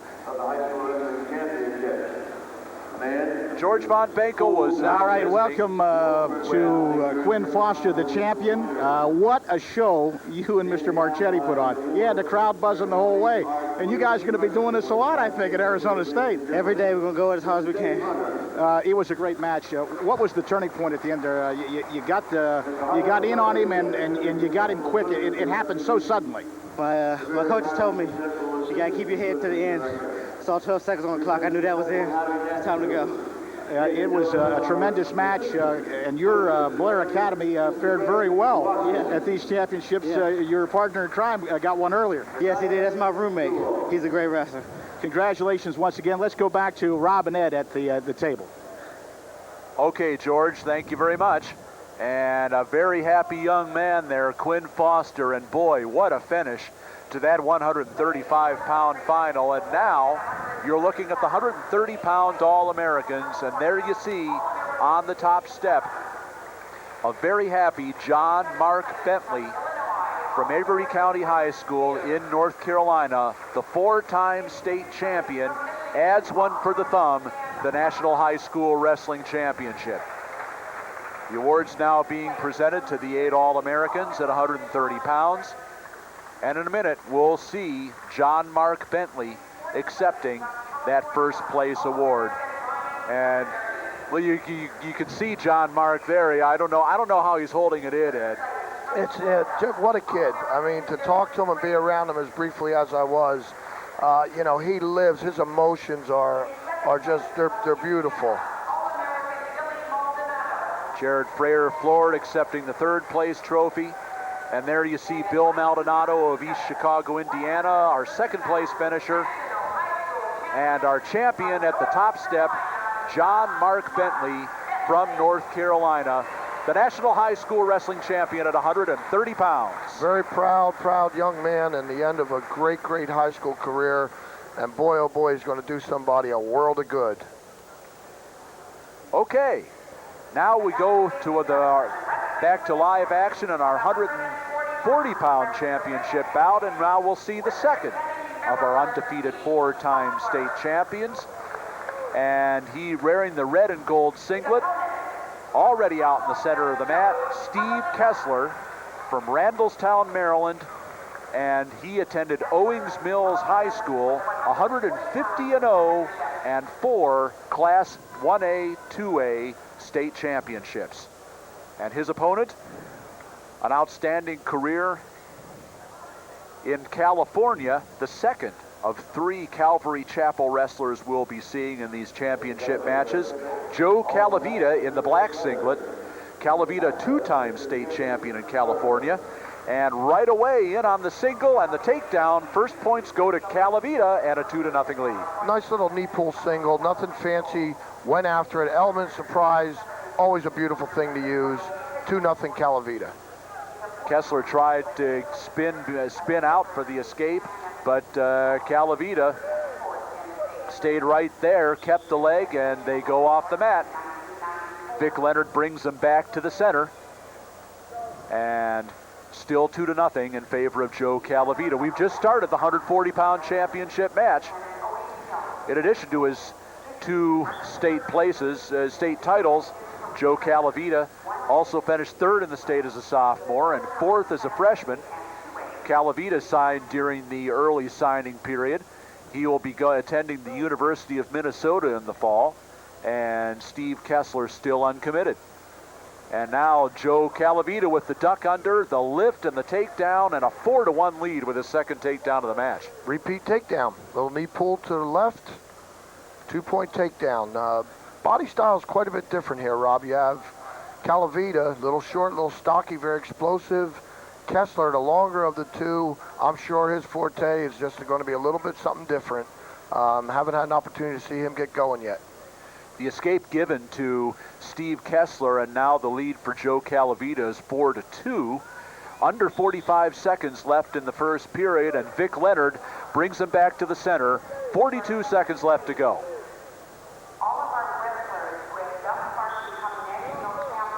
And Joe Calavitta already ahead 4-2, trying for more. Steve Kessler fights him off. Calavitta working the philosophy, if it's not broke, don't fix it. 2 great shots to the right side of Kessler, and this time Kessler made his adjustments, which I'm going to reflect on once again. The good kids will adjust right as the match is going on. If he's leading right, he'll lead left, and the quality of the great ones is right there. That's the proof in the pudding. 10 seconds left to go in the first period. And now Joe Calavitta trying to shrug by. But that looks like the way it'll end. 4-2 with the first period takedowns for Joe Calavitta. And Calavitta will defer his choice for the second period. Steve Kessler with the option will take the down position. 4-2 Calavitta. Kessler looking to inch his way a little bit closer and maybe see what happens on his feet again. Optional start for Calavitta, which means he's probably going to cut him. And he does just that, and it's 4-3. Oh my God, is that quick? That's just Calavitta tremendous. right in again on the angle attack, takes him right to the back. 6-3 and more points coming. That's 3 identical takedowns, explosive, lowered his level, took off right through him, this time right to his back. Vic Leonard with a good shot at the good look at that near fall situation, and he awards 3 near fall points, and it's now 9-3 on that 5-point move, and Joe Calavitta in command. Almost approaching the halfway point. Steve Kessler's going to have to get a little bit of offense going right here with a 9-3 deficit. He's got a little bit ways back. Minute 23 left in the second period. Our first undefeated 4-time state champion, John Mark Bentley, was victorious at 130 pounds. Now Steve Kessler in a 9-3 hole here at 140, and he's going to have to get something going in a hurry. He does spin out, get the hips out, and get the escape, but it's 9-4. These are the finals of the National High School Wrestling Championships from the A.J. Palumbo Center here in Pittsburgh, Pennsylvania. Rob Sherrill, Ed Ferraro, George Von Benko bringing you the action. 9-4 the score in favor of Joe Calavitta in the black singlet from Calvary Chapel High School in California. The second of 3 Calvary Chapel wrestlers we'll be seeing here in the finals. Joe Calavitta right back in on that knee pull outside with and the big right finish. To the back again. And it's going to be, looks like the second 5-point move for Joe Calavitta, and he has really put on a clinic here in the finals. Incredible. 11-4 now, the score in favor of Calavitta, and 3 more on the back coming eventually. Not awarded yet by Vic Leonard. He's still looking at that near fall situation. Now the points go on the board. 10 seconds left to go in the second period, and 14-4 the score now in favor of Joe Calavitta. 2 5-point moves. He's been explosive. Very, very explosive, Rob. And once again, that short, stocky body build, and you join that with the quickness that Calavitta has. Kessler's got his hands full, no denying that in the third period. He's got to make some corrections, make them early, and get that offense going. And a very smart move by Calavitta. Kessler hasn't been on top the whole match, and Calavitta's not going to give them that opportunity. And in on the single, and throws the hips over, gets another takedown, and it's 16-4. Just goes to show you, I mean, once you have something like Joe Calavitta's single in your back pocket, you can know it's coming, you can see it coming sometimes, but if it's that explosive, you just can't stop it. And the escape makes it 16-5, but Calavitta still in command. At this point, he's 3 takedowns away from a technical fall, and with 1:15 left to go, it'd be interesting to see whether he can get him. He's ahead 16-5. Interesting, of course, beginning of the year, we saw Sonny Marchette earlier in the previous match at 135 pounds, and Sonny came out on the short end of a 4-3 score. Well, twice early at the beginning of the year, Sonny and Joe Calavitta met in a couple of very big matches at Walsh Jesuit for the Ironman Invitational there, and Sonny came out on top both times, as you remember, Ed. That's right. And but here instead, a few months later, it looks like Joe Calavitta that's going to come out on top. He's wrestling with some type of possession. He's focused. You combine all these variables into the moment that wrestling does provide. Tough kid to beat. Very tough kid to beat right now. Brief injury time here for Steve Kessler. Still 16-5 the score in favor of Joe Calavitta. And Kessler saying, I'm ready to go. There you see Joe Calavitta. Calavitta has one thing in his mind, that he's not going to give up any home runs. He's not going to give up a throw, a headlock. He's probably, after what I'm looking at, he's going to stay offensive. He's not going to go defensive at all. Just a good basic leg attack for Calavitta as we now inside 30 seconds left of the match, and scores again with the outside single, and it's 18-5. Rob, he shot that single with 30 seconds to go like he needed it to win this match. He's got a lot of confidence in that leg attack, and it's shown here with 6 takedowns. Now the escape for Kessler makes it 18-6. Under 10 seconds left in the match, and Kessler almost spins behind for the escape, but the feet go out of bounds and they bring it back to the center. 6 seconds left to go, and Joe Calavitta in the driver's seat. Steve Kessler just never had an opportunity to get the offense going, and 18-6 will be your final, and Joe Calavitta will be the National High School Wrestling Champion at 140 pounds. Second place to the 4-time undefeated state champion from Owings Mills, Maryland, Steve Kessler. When you get a victory like that over a 4-time state champion, that means nothing as far as the quality of the wrestler. Steve Kessler, without a doubt, a well-accomplished wrestler. Knowing Cornell Bass, as I do personally, being the involvement that he has with Maryland wrestling, and the ambassador for wrestling that he is, dedicates a lot of time to these kids. And he told me about Steve, and just the type of kid that he is. It was Joe Calavitta's day. It's that simple, and he capitalized on it, and he looked fantastic doing it. No question about it. With the 6 takedowns and the 2 big 5-point moves in the second period, he was not to be denied. He was on the offense the entire match, and he really never gave Steve Kessler any breathing room. Total control front to back. Well, we'll be hearing from Joe Calavitta very shortly, but the 135-pound award winners getting ready to accept their awards, all 8 of them. And second National High School champion for the state of California, as Joe Calavitta is the champion at 140 pounds. These are the finals of the National High School Wrestling Championships. For the 8th straight year, Rob Sherrill and Ed Ferraro bringing you the action mat side. And in a moment, George Von Benko will be having a few words with our 140-pound champion, Joe Calavitta. He wrestled 2 days after surgery. I'm with Joe Calavitta, the 140-pound champion here at the 8th Annual National High School Wrestling Championships in Pittsburgh. And Joe, a win over a 4-time undefeated state champion, and that single leg attack was there all night for you. You just kept piling up the points. You really had that leg attack going tonight. Yeah, felt good. I mean, for the match, I don't know, I just left everything up to God and just went out there to have fun and just did my best. So it turned out. Well, you certainly showed well tonight. You're headed for college at Minnesota. I'm sure you're looking forward to your college wrestling career, too. Yeah, it's going to be fun. Go to college with old teammate Josh Holliday, and Marty's out there, and everybody. It's just, I like it out there. It's going to be fun. And your high school showed up well here at the championships, too. 3 finalists. Yeah, we're proud of them. I mean, God blessed us, and just thank him for that. Thanks for the time. Joe Calavitta, the champion at 140 pounds. Back to you guys at the table.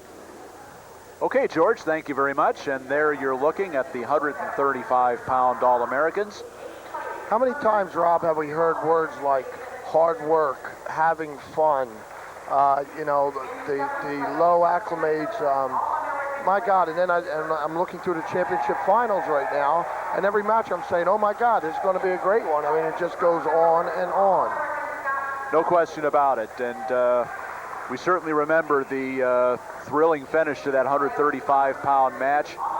And there you see at the top step Quin Foster of Blair Academy in New Jersey, the second champion for them in this tournament. And to his right, to your right and his left, Sonny Marchette, the first of 3 we'll see for Walsh Jesuit in Ohio. A heartbreaking loss for Sonny, but there are certainly better things ahead for him. He's an outstanding collegiate-style wrestler, and he's going to prove it continue proving it down the road. I had the pleasure of watching both Foster and Marchette throughout their careers, and you know, I repeat myself, you just don't get better class kids than those two. Work ethics wise, their desire to win is just incredible. Incredible. Two guys that wrestle at a high level, and they're at the highest levels of the award stand at 135 pounds as you look at the champion, Quin Foster. Okay, back to our live action for one of our feature matches of the night, I think, Ed. The 145-pound championship match, and in the black singlet, Joe Carr Jr. from Lexington, Kentucky and Woodford County High School, a 5-time state finalist, a 4-time state champion, and his opponent in the light and dark blue singlet, Griff Powell from Suffern, New York, a 2-time state champion, a 4-time place winner, and boy, these guys have pedigrees a mile long. Wow, was this weight class loaded. My God. For these two kids to get to the finals, they beat some incredible talent. And I don't expect it to stop right here, Rob. I expect to see that high shot, that total pressure throughout the match that got both these wrestlers here. You think about two guys that you're going to see as they go off the edge, no score. Two guys you're going to see in the future in the NCAAs, in world team trials, and in those upper levels of wrestling. You think of two guys like this. They've come through the ranks, they're here in the finals, and they really have given us a lot of thrills over, not only over the year, but throughout their entire careers and in years to come. Still no score. Minute gone in the first period. Joe Carr, one of the coaches in his corner. Joe Carr Sr., the Carr family, a very famous wrestling family in Pennsylvania. 6 of 9 Carr brothers that wrestled in college and beyond. And his Joe Carr Sr., a 2-time NCAA All-American at the University of Kentucky. And of course, they still live in that area and have brought Woodford County High School to a very high level of wrestling in Kentucky. And Joe Carr Jr., a 4-time state champion, and he'll be going to West Virginia University next year, where his uncle, Nate Carr, a former Olympian and a 3-time NCAA champion, is one of the coaches. I even hear, Rob, that they have a dog and a cat that have won quite a few state and national titles in that family. Just, you know, and to know the Carrs, great bunch of guys, and watching Joe Carr throughout his career here, and Griff Powell, you know, you're looking at two obviously different body builds and two different styles. A lot of sparring that first period. Just seeing what's going on. Scoreless first period between two guys who've obviously seen each other a lot and certainly respect the talents of each other, and it'd be interesting to see how this match develops these last two periods. Griff Powell from Suffern, New York, also committed during the November signing period. He'll be attending the University of Illinois. Powell, an Illinois native, grew up in youth wrestling in Illinois and moved to New York just before the start of high school, and he was a standout in New York. And Fred Ambrose, the official, telling Joe Carr not to come down on him so hard to start the starting position. It's something kids will do. They'll lay into the position it's known as, and a couple cautions against Carr. Powell, nothing fancy. Blowout stand-up facing Carr, 1-0. And you saw the hand control there right away. He broke those hands in a hurry, got the hips out and away, and got the escape. 1-0 the score in favor of Griff Powell of Suffern, New York, the 2-time New York State champion. And boy, quite a match in the semifinals between Griff Powell and Mike Shingara, the 3-time Pennsylvania State champ. And both wrestlers now warned for stalling. Fred Ambrose wants to see some action, and Griff Powell spins behind for the takedown. He leads 3-0. Just a basic head snap there, Joe. Little shot with his head down. Griff Powell, quick snap, spin behind, 2, score 3-0. Well, a 8-2 victory by Griff Powell in that semifinal match over Mike Shingara, a wrestler who has been nothing short of impressive in 4 years in Pennsylvania. And now a stall warning a stall penalty, his second against Joe Carr Jr. on the bottom, and 4-0 now, the lead for Griff Powell, and he's really broken on top here in the second period, and we'll have to see what kind of comeback skills Joe Carr has. Joe's going to have to get his head off the mat, and I know that's what Freddie Ambrose is doing, is he's telling him you got to get something going. The head down and no movement. Griff Powell smartly changing angles, not staying parallel, moving real well with them. Joe Carr actually fighting his body build on the bottom, and I can understand that. You have pressures that Powell is putting on. It's kind of hard. You're afraid to get your base up on you, and we have injury time. Joe Carr. 10 seconds left in the second period, and 4-0 as you see Joe Carr needing some medical attention. 4-0 the lead for Griff Powell of New York. And we saw in that semifinal match between Powell and Shingara just how tough on top Griff Powell is, and he's showing more of that here in the second period. He is riding Joe Carr very tough, and Carr is having trouble even getting his head off the mat and getting something going, trying to get off the bottom. Griff Powell on top is very disciplined with how he changes. That's very important. His pressure never leaves. He's changing his tilts. He's changing his inside control. That's hard. It's very, very hard to get an offense going. I can almost sympathize with Joe Carr trying to get something going. He's like, oh my God, it's constant pressure down, and also, I feel him trying to turn me. Very difficult. Well, Joe Carr's tried the stand-up and then the roll. Neither of them worked, and it's 4-0 going to the third. And certainly, if you're looking at candidates for outstanding wrestler, if this score holds up, certainly Griff Powell is going to get an awful lot of votes. Certainly, we do award an outstanding wrestler in this tournament. And with the third period option, Joe Carr takes the neutral position. He doesn't want any more of Powell on the mat, so he wants to try and work on the feet. He tries a shot from far away, and Powell counters, spins behind it at 6-0. Same exact takedown. Joe Carr a little bit far away, got way overextended. Griff Powell, great body position, drops back, pulls him forward, head snap, go behind, 2-point takedown. And now it looks like it is a loss of control awarded by Fred Ambrose, and now 6-1. They'll start on their feet. Just over a minute left to go here in the third period, and Griff Powell of Suffern, New York, the two-time New York State champion, has things his way. 6-1 is his advantage. Powell in on the double leg now, switches off to the single, and nothing doing there. Joe Carr fights it off. Powell must feel something when he's getting in there that deep.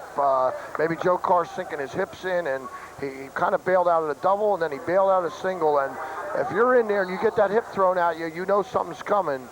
I'm not real sure. Boy, he's letting Powell in pretty easily. Right in away again. Griff Powell trying to finish a swing single, and potentially dangerous situation with the knee called by Fred Ambrose with 34 seconds left to go. Once again, both these wrestlers, as you see Griff Powell with the 6-1 lead, signed during the November signing period. Both two of the highly recruited wrestlers in the country. Joe Carr going to West Virginia next fall, Griff Powell going to the University of Illinois next fall, and Carr with the shot that's stopped by Powell, and he's trying the butt drag and trying to spin behind, and he gets the takedown. And it looks like it's going to end up with an 8-1 decision for Griff Powell. Final seconds tick off, and there it is. That was a hard-earned national title by Griff Powell. Very tough weight class, and Griff Powell, by a score of 8-1, comes out on top. Second place to the four-time state champion from Kentucky, Joe Carr Jr. Outstanding match at 145 pounds.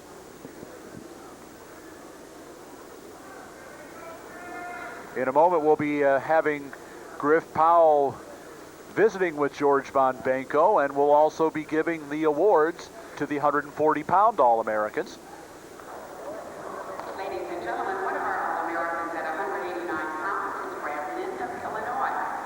Before the regionals his junior year... These are the championship finals of the 8th Annual National High School Wrestling Championships from the A.J. Palumbo Center on the campus of Duquesne University in Pittsburgh, Pennsylvania. Rob Sherrill, Ed Ferraro, George Von Blanco bringing you the 14 championship matches. And now we're going to throw it to George Von Blanco. He's got Griff Powell, the 145-pound champion, alongside. Thank you very much, guys. I'm joined by the champion at 145 pounds, Griff Powell, two-time state champion out of New York. And you had a tough road to win this championship. Shingara and then Carr, two real tough wrestlers. Some tough kids. Like you said, the semis I had Shingara, who's a three-time Pennsylvania state champ. And anyone knows wrestling knows to win it once in Pennsylvania is pretty tough. So he was a tough kid. And then Carr, four-time state champ, tough kid too. So it was a good tournament. Well, you showed up well. What was your game plan coming into this match, and did it work well for you? Yeah, I was just trying to keep good position.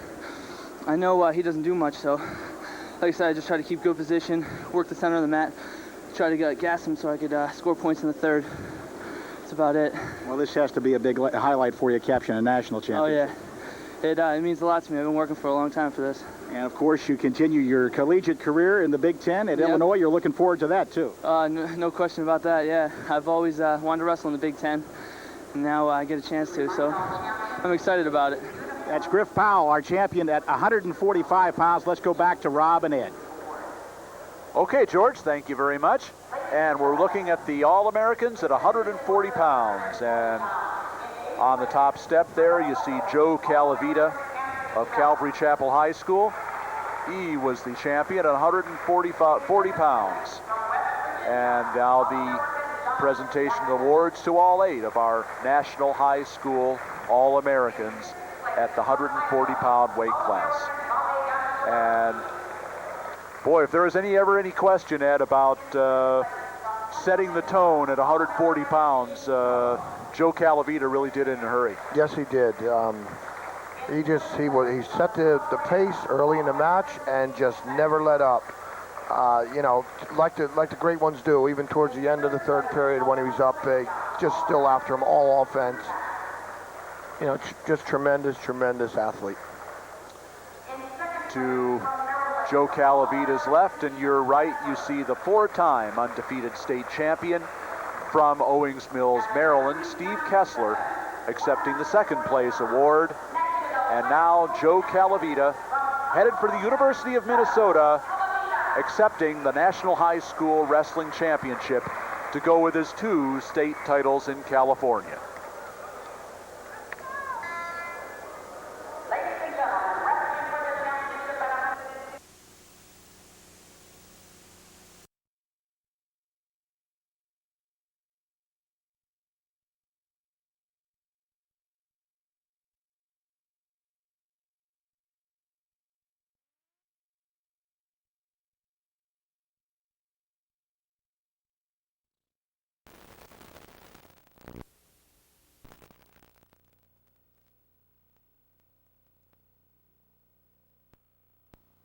To live action and the 189-pound championship match.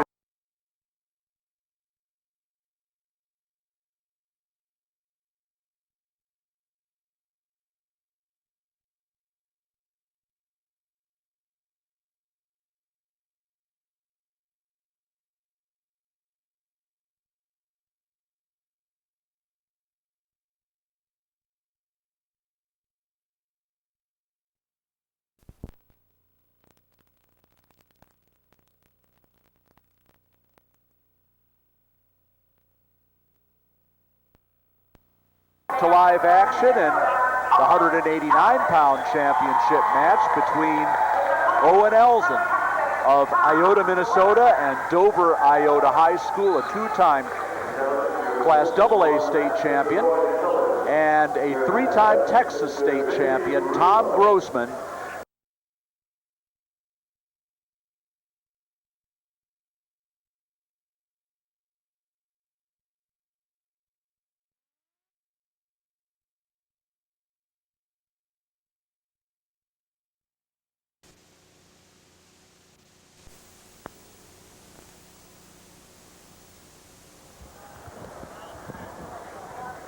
Okay, we're back at 152 pounds in another of our feature matches of the evening, a pair of three-time state champions.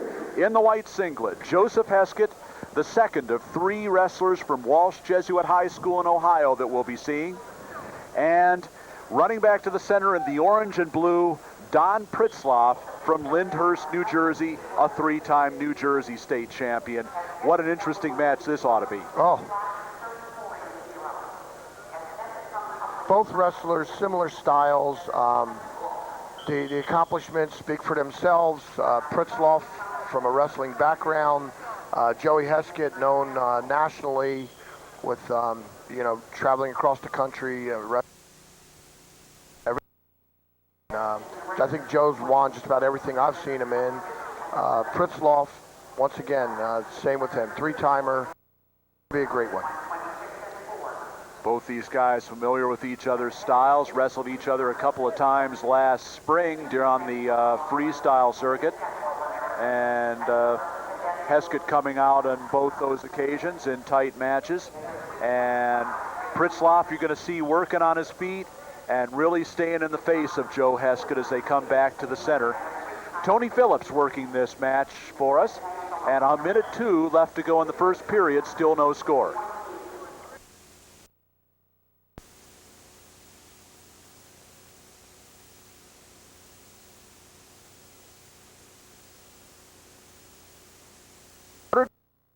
Championship match, a pair of three-time state champions, Joe Heskett in the white singlet from Walsh Jesuit in Ohio, and Don Pritzlaff in the orange and blue from Lyndhurst, New Jersey.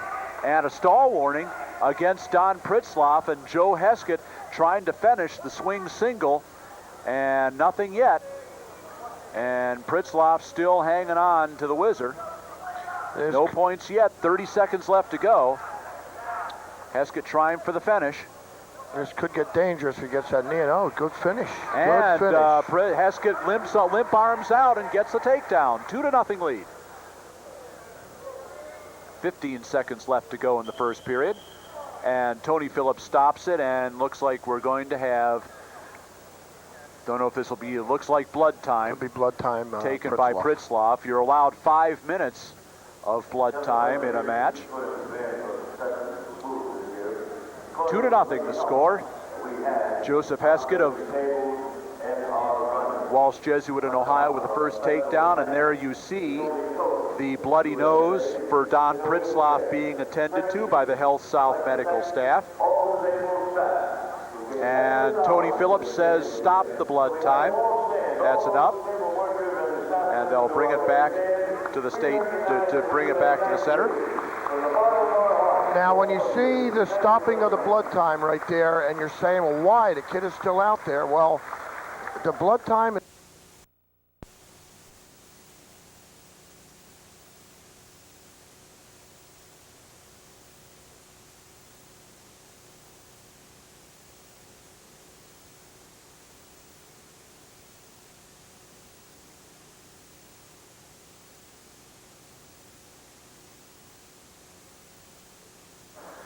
And they go to the end of the period, and still 2-0 for Joe Heskett. Heskett has those iron fingers that he gets in with his grips and everything he does on top, he's very tough with. Well, we start the second period, and Joe Heskett with the choice. He's not going to defer. He's going to take the bottom, trying to get off to a 3-0 lead. Now, Pritzlaff with the tight waist, brings him back down. Pritzlaff's strength really is on the feet. It's going to be interesting to see how long he tries to work Heskett here. Heskett, of course, very, very adept at controlling these on-the-mat situations, but they go off the edge with a minute 35 left to go in the second period. And still 2-0 for Joe Heskett. Wrestlers have different game plans. Pritzlaff right now, not the cut him kind of guy. Just get on top and let me burn Heskett a little bit down there. And if he's going to get out, he's going to earn it. And when I say burn, you're burning up some calories when you're trying to get out of the bottom. And I mean, even if he can't turn him, there's a whole lot going on there as far as the stamina coming into the third period. That's what you try to do, wear your opponent down. And Pritzlaff just displaying a little bit of aggressiveness on top. Granby roll by Heskett yields an escape, and it's 3-0. Minute 9 left here in the second period. The 152-pound match in the 8th annual National High School Wrestling Championships as they go off the net. And another blood time for Donnie Pritzlaff as they check that nose out again. Pritzlaff on his feet, real proficient in his setups. His setups being banging on the head. And what you gain from that is your opponent's got to pop his head in between the bangs. And if you could take it side to side, you get a step with that. And all these different setups is how Pritzlaff capitalizes on his shots. And, you know, for the younger wrestler watching this telecast, if you don't set the guy up, you're not taking him down. You can pay attention to these guys. They have tremendous setups, great stance, explosiveness. That's what they get your takedowns. And Pritzlaff's very, very good at that. Once again, all over Joey Heskett's head and then a shot. Pritzlaff is really an in-your-face wrestler. He likes to keep the pressure on. He always keeps coming forward, pressure on the feet. Joe Heskett has really improved immeasurably on his feet this year as opposed to last year. Great skills on top, but he has improved on his feet this year. And now Pritzlaff with the single was able to shove Heskett off his base, but Heskett still with the whizzer in and nothing yet, and he's able to scramble out of it. And now with the hip vice, he almost had the takedown as time ran out. Still 3-0 in favor of Joe Heskett. Good call by Tony Phillips. You do need that second leg, and you must establish that second leg as your takedown proponent, and it just wasn't there. You know, very difficult situation for Pritzlaff, who capitalized on Joe's bad shot and really aggressive with it, coming in and trying a near side single. Final seconds ticking down in the second period, and we'll go to the third with Joe Heskett still in command, 3-1. And now Don Pritzlaff originally thinking let's stay on the feet, but he's going to take the down position. And we'll see what kind of strategy this turns out to be. Well, I understand the paperwork involved with it, get one and get two, but boy, Heskett, like you said earlier, Rob, real tough on top. Very tough on top, but Pritzlaff out already and nothing yet. Still 3-0. And now a stall warning against Heskett on the top.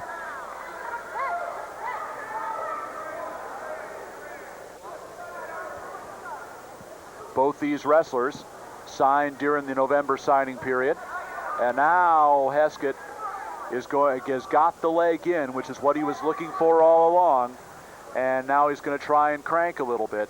Still ahead, 3-0. Phillips with a couple earlier stalling calls here. You know, definitely going to be looking for Heskett to keep trying to turn Pritzlaff. He's not going to allow him to hang there. Heskett with the crossbody ride. As we said, both wrestlers signed during the early signing period. Heskett will be going to Iowa State University next year, one of 3 Iowa State recruits here in the finals. And Pritzlaff will be going across the country to wrestle in the Big Ten. He's headed for the University of Wisconsin. So both these wrestlers going big time in college, and you can see why here. This is wrestling at a high level. And now Heskett looking for the tilt. Pritzlaff works his way out of it, but we're down to 50 seconds left in the match, and Heskett now trying to work that near side cradle, and they go off the edge. Almost the near side cradle for Heskett, and boy, if he'd gotten that one in there, it would have been interesting to see what he could have done if he'd had some mat to work with. Yeah, Joe whacked it on. He locked it up and ran out of some leg room over here on the side of the mat. Okay, 40 seconds left to go, and Pritzlaff still trailing 3-0, gets the stand up, and Heskett still with the control as they go out of bounds. 36 seconds left to go. 152-pound match in the National High School Wrestling Championships. And though, even though Heskett hasn't been able to turn Donnie Pritzlaff, he has really been able to control him here on the top, and Heskett really hasn't been able to, Pritzlaff really hasn't been able to get much of anything going, and you almost wonder whether he's rethinking that decision to change his mind and go from working in the neutral position to working on the bottom. That's why I called it a paper decision, Rob. On paper, yes, it looks good, but I don't know if I'd want to be on the bottom of Joey Heskett. I may have gone with my weapon, and when I say that, Pritzlaff is, as you mentioned earlier, very, very, very good on his feet, and I think I may have just put him up there and hope for the best. 15 seconds left to go in this match, and Joe Heskett, boy, he just has just enough here in about 3 or 4 instances to keep him down. Right there was very, very close to an escape. Trying to become the first Walsh Jesuit champion in this year of the National High School Wrestling Championships. He leads 3-0, 10 seconds left to go. And Pritzlaff again with the stand-up. And again, Heskett brings him back down, and that's going to do it. 3-0. The national championship for Joseph Heskett, of Walsh Jesuit in Cuyahoga Falls, Ohio, in the battle of 3-time state champions. Second place to Don Pritzlaff of Lyndhurst, New Jersey. And even though Joe Heskett didn't score points on the back, he certainly controlled the match from that position, Ed. Yes, there were the instances where you had your flurries, you had the points scored, but basically, Joe, with his long reach that he does have and his abilities, he's tough. He's a tough kid. I've seen Joey throughout his career, and he's another one you just want to take home with you. No question about it. Great kid and mentally tough as well. Class act. Now, Don Pritzlaff, nothing at all to be ashamed of or even to be down about. You see the crying, you see the emotions, but he sits back. He's got his 3 state titles. He's got his college career ahead of him, and all he did was maybe just set himself a different goal and adjusted his vision as far as what he wants out of wrestling. Well, in a minute, we'll be going to the 160-pound championship match between two guys that know each other very well from the West Coast. And we'll also be looking at the 145-pound All-Americans. But in just a moment, we're going to be sending it over to George Von Benko, and he's going to be talking with a very happy young man from Walsh Jesuit, our 152-pound champion, Joe Heskett. George, take it away.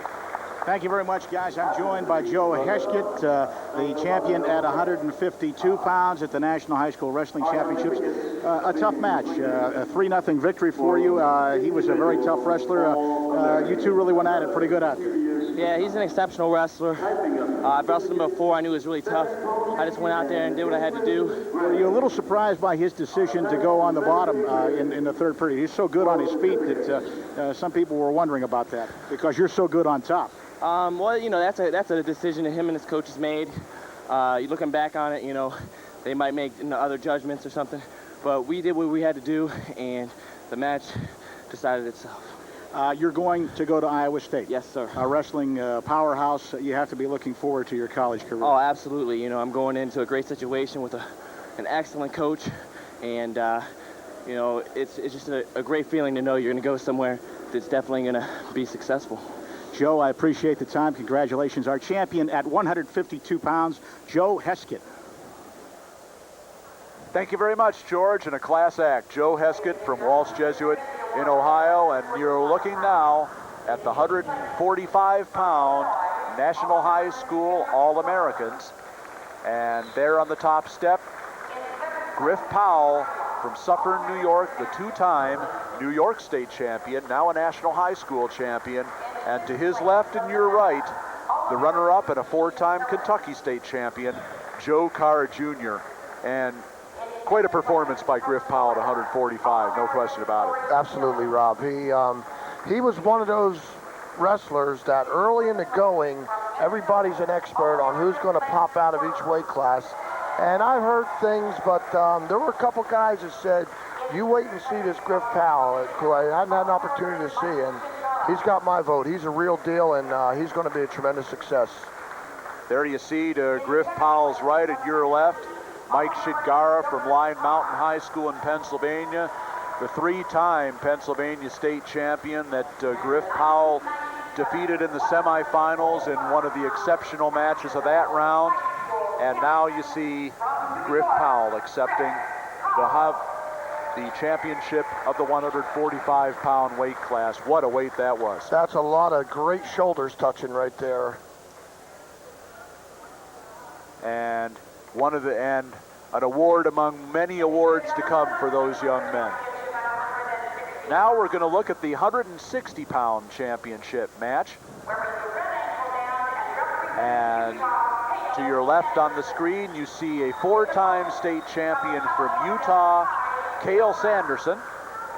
And he'll be going against the third of three Calvary Chapel wrestlers that we'll be seeing in these finals. Two-time California state champion, Ty Wilcox.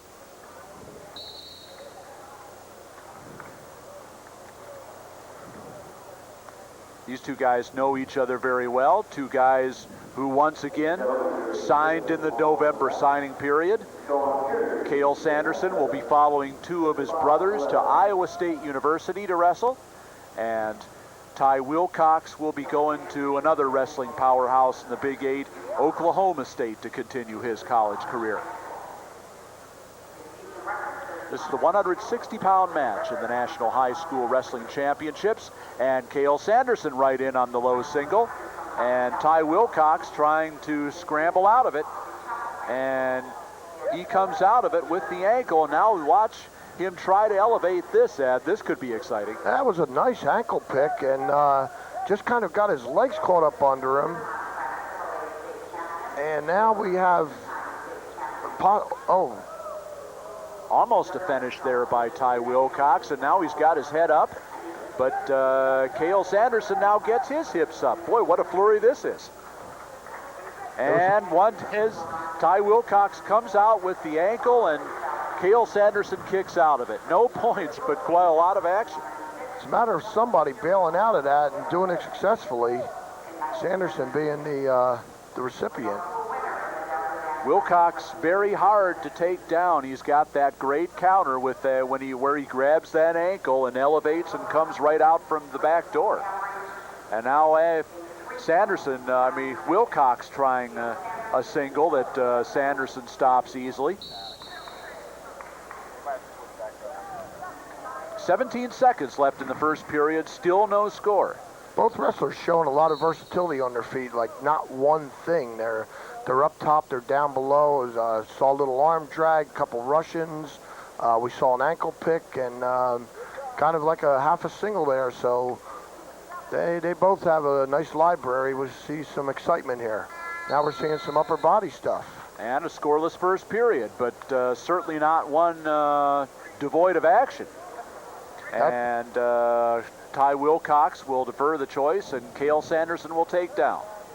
That's why a lot of times you look at a score either down the road or next season, see it 2-0 or 3-2, but it could be just filled with all kinds of stuff like we saw in this first period.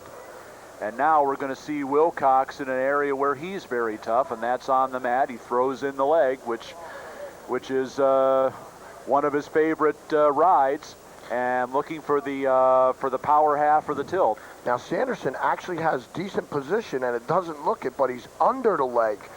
Wilcox doesn't want that. He does not want that. And he's trying to pull the hip down, and he's still keeping under that leg. Although you hit on it earlier, Rob, Wilcox is at home here. Wilcox still with the leg in, still trying to pry back that arm. And Sanderson still trying to free those hips, and a stalemate called by Sean Carney. Still a scoreless match, 1:17 left in the second period. These two wrestlers, and as we see the stand-up by Cael Sanderson, now Wilcox still with the leg and still on top. One thing Sanderson really doesn't want to do is what he's doing now. He doesn't want to reach back and work back into Wilcox. That's a fly in a fly trap. You just don't want to be there. If anything, with a leg man, you got to go up and away. Tries a little Granby, switching inside. Nice switch. Nice switch, but Wilcox still with the leg in. And Sanderson trying to get those hips over. Oh, he's got his hips down now. He's got his hips down. There's and trouble. Now he's got Wilcox in trouble, and he gets the reversal, and 2-0 is now the lead for Cael Sanderson. Every once in a while, persistence does come through, and we have a stalling warning, red. Stall warning against Cael Sanderson. Very quickly issued by Sean Carney. Crowd in a little bit of disapproval. Mr. Carney thinking maybe just a trap leg there and just nothing going on. Today's standards just don't call for that. And now here comes the cradle by Cael Sanderson. He is deadly with this, and he'll get a count. He's got a count. 2 more on the back, and it's 4-0. 15 seconds left in the second period, and Cael Sanderson has taken control. Well, he gives up nothing here. 4-0 lead coming into the third with the way these two have been going at it. Now trying to work the cradle again. Oh. And boy, was Ty Wilcox saved by the bell there. I mean, he doesn't even play around with that thing. He just jumps up over, locks his hands, and takes you. 4-0 still. The lead for Cael Sanderson, and Ty Wilcox will start the third period on the bottom. These two guys who know what they're doing on the mat. There's no question about it.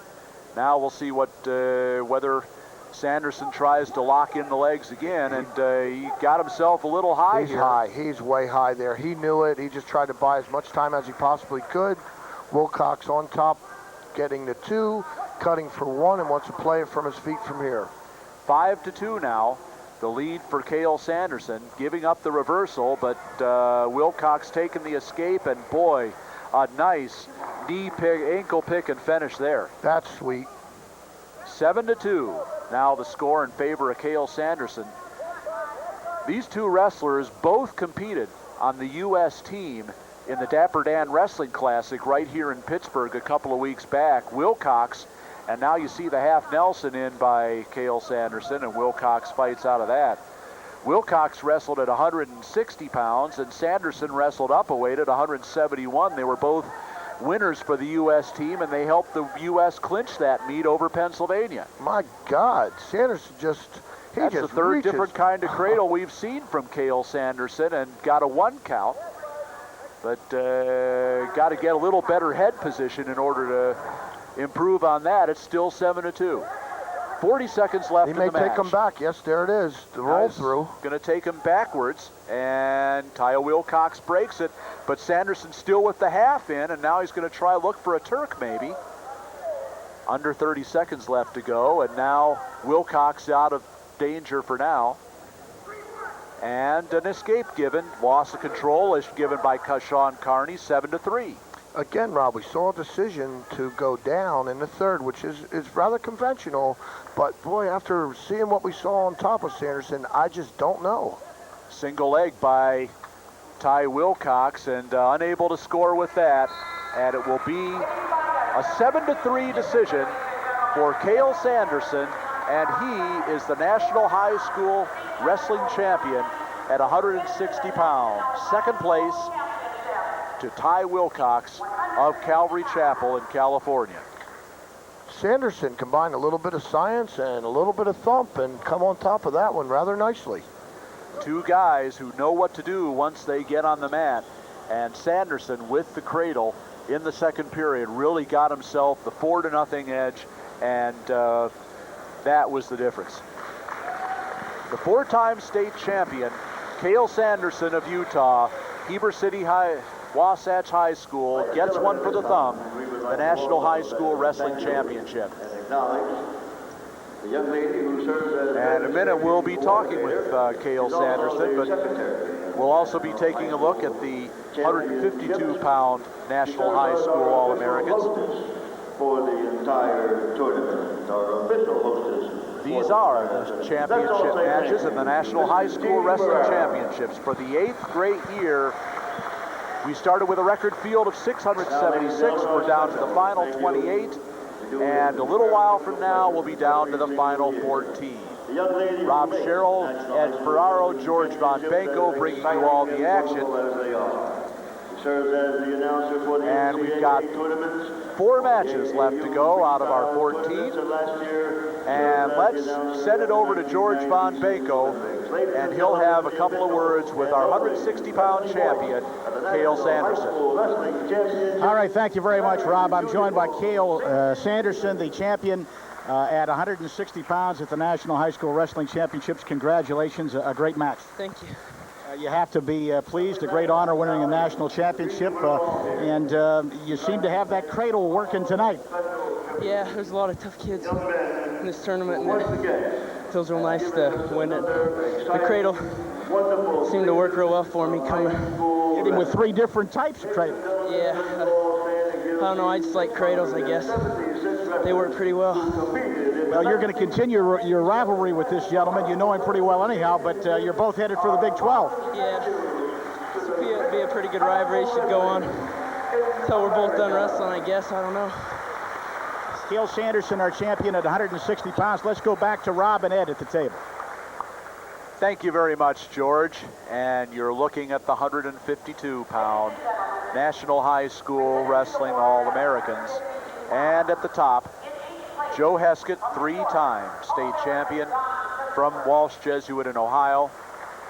To his left and your right, Don Pritzlaff, 3-time state champion from New Jersey. A great match there at 152.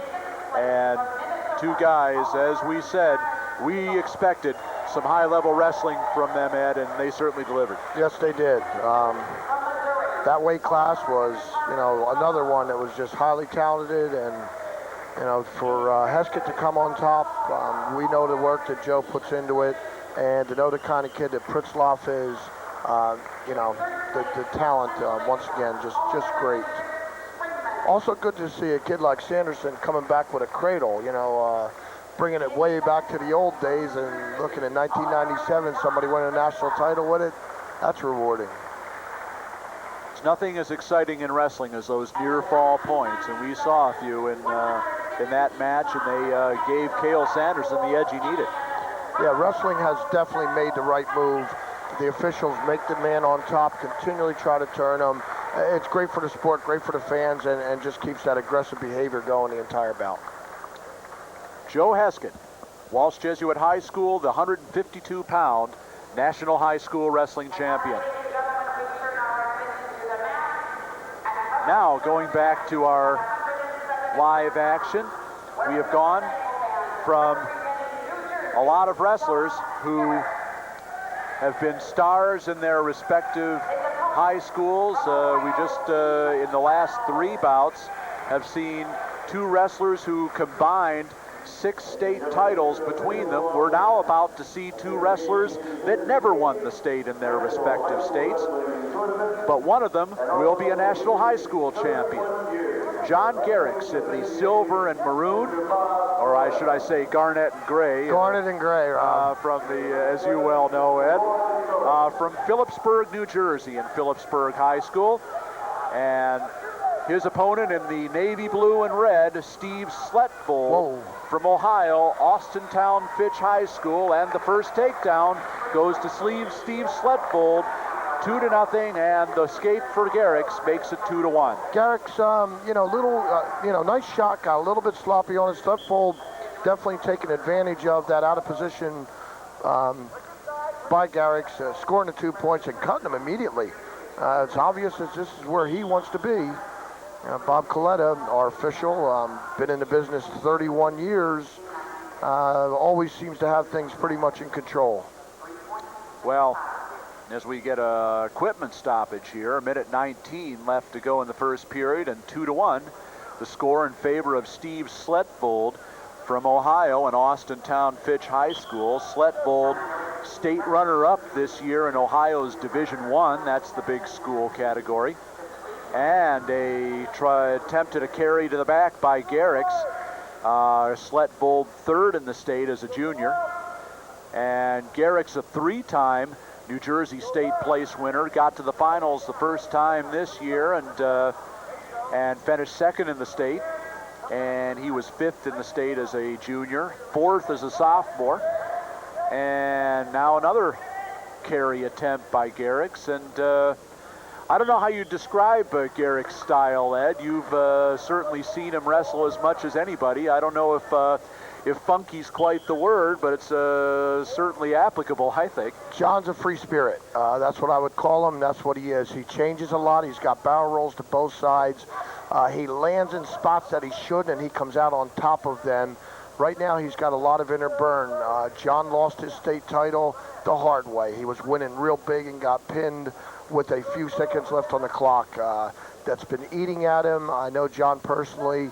He called his parents up today from New Jersey and said, I'm in the finals. They hopped in the car. They're here. And, you know, John is John, and we'll see some excitement out of him. He is a free spirit. He enjoys every situation in the sport. Final seconds of the first period, and still 2-1 the score in favor of Steve Sletvold in the blue and red singlet from Austintown Fitch High School in Ohio. Right there in the Youngstown area. Choosing the bottom. And Steve Sletvold taking the bottom position to start the second period.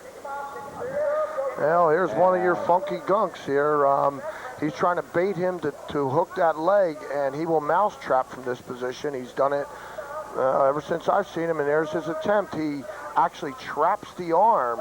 He looked at it, he gave it a whirl, and Sletvold got the arm out of there.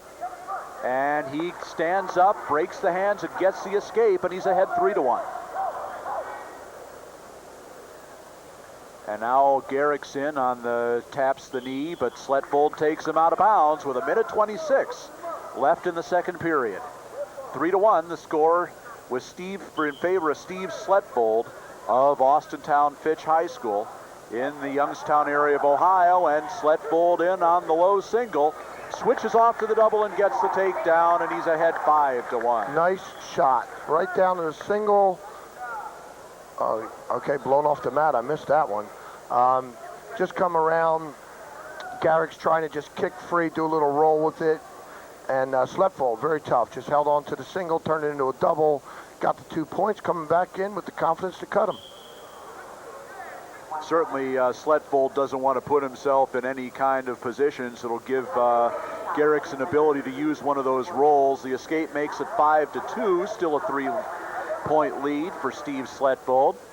Under a minute left to go here in the second period. This is the 171-pound match in the National High School Wrestling Championship Finals.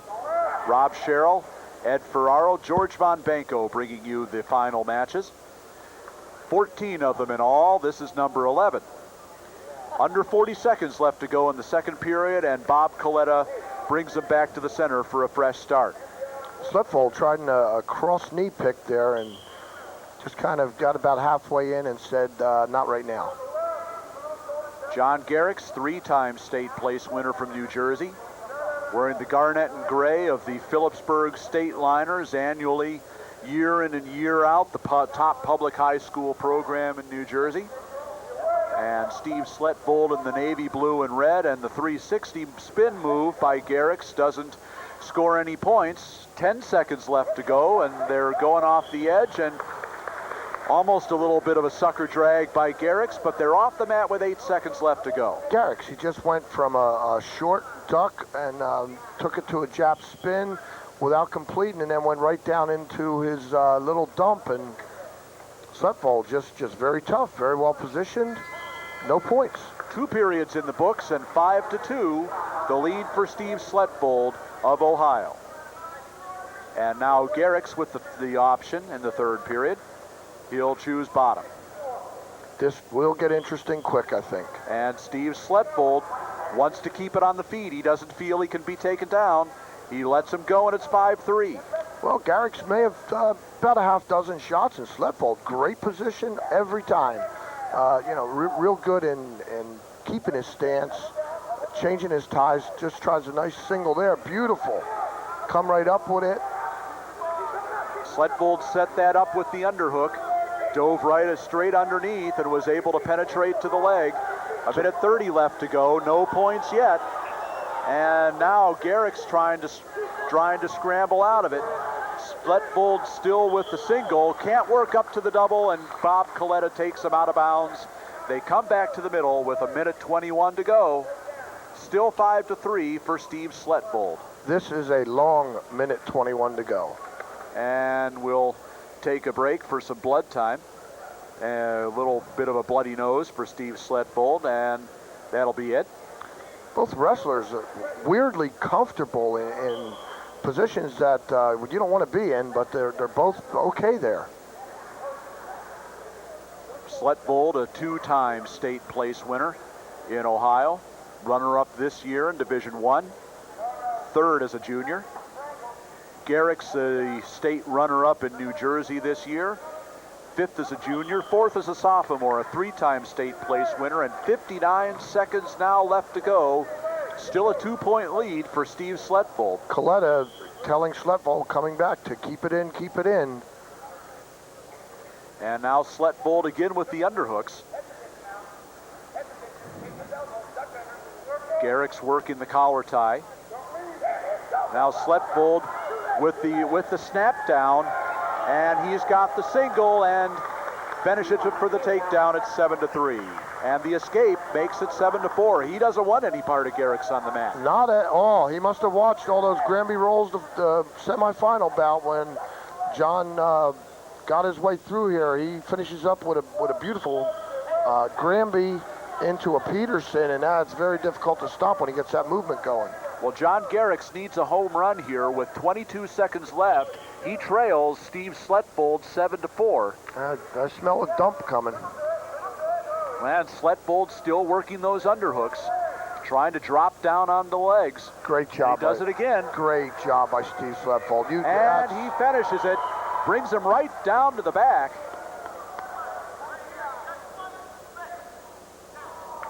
And a slam call by Bob Calavitta. 6 seconds left to go, and it's going to be interesting to see what happens here. And now, of course, that makes the score 7-5. The penalty point awarded to John Garriques, and he's going to get 2 minutes recovery time. He got bounced pretty good there, Rob. Pretty good. All right, now let's take a look at it again. Now watch Sletvold with the underhook, and he drops down to the high crotch and picks him up, lifts him in the air. Oh, that hurts. And brings him right down on his back. That hurts. And the slam called by Bob Calavitta. I mean, you hear the boos. You know, the kids, if they're good and they're okay, not if they're good, if they're okay, they will be getting up and responding.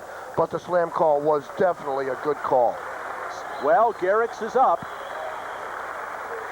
He could have had 2 minutes recovery time if he wanted, and if he could not have continued, he would have been the winner. But he's up, and the final seconds tick down, and Steve Sletvold, never a high school state champion, but a national high school champion by a final score of 7-5. Steve Sletvold is the third Ohio wrestler to become a national high school champion. That was a great match by two very, very hungry youngsters. Both denied state titles in their respective states. Both looked for this national title, gave it all they had, and just had a tremendous matchup. The winner, Sletvold. The second, I should say, Ohio wrestler to win, and really a show of class there by John Garriques. Slammed to the mat there with the 6 seconds left and losing. He didn't take a cheap win. He got up and he finished the match. Really a show of class there. Yeah, you know, knowing John, I mean, there was no, if he was hurt, it would have been a bad one. I mean, they would have been carrying him out. John's a very tough kid and a great competitor. And now let's send it to George Von Benko with Steve Sletvold. Joined by Steve Sletvold, the champion from Ohio.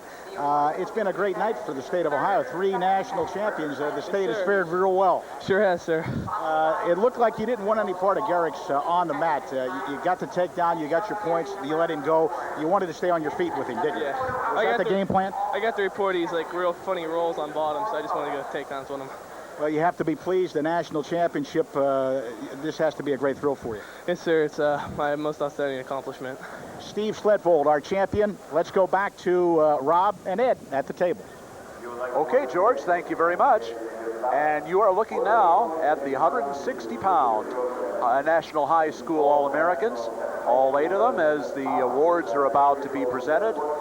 And on the top step, Cael Sanderson, the 4-time Utah State champion from Wasatch High School in Heber City.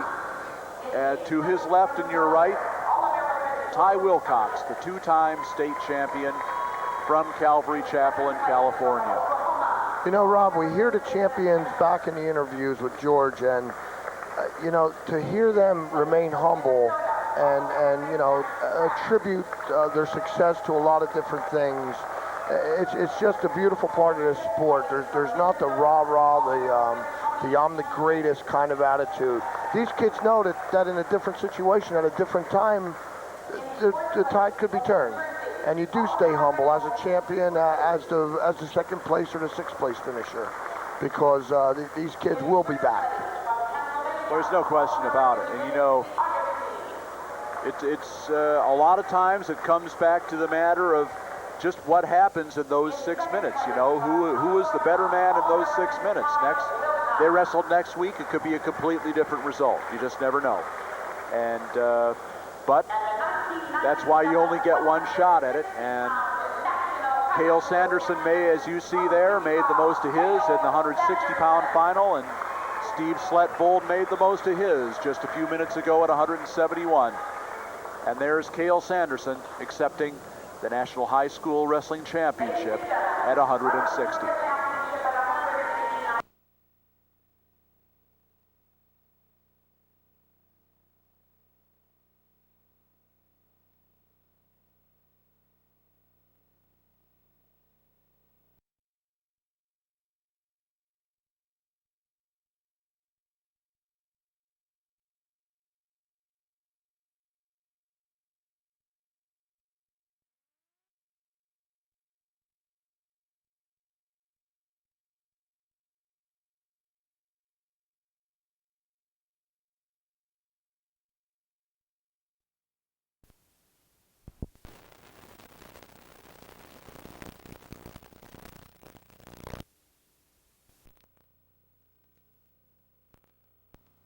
To live action and the 189-pound championship match between Owen Elzen of Iota, Minnesota, and Dover Iota High School, a 2-time Class AA state champion, and a 3-time Texas state champion, Tom Grossman, from resident of Irving, Texas, but attends Shady Grove Christian Academy.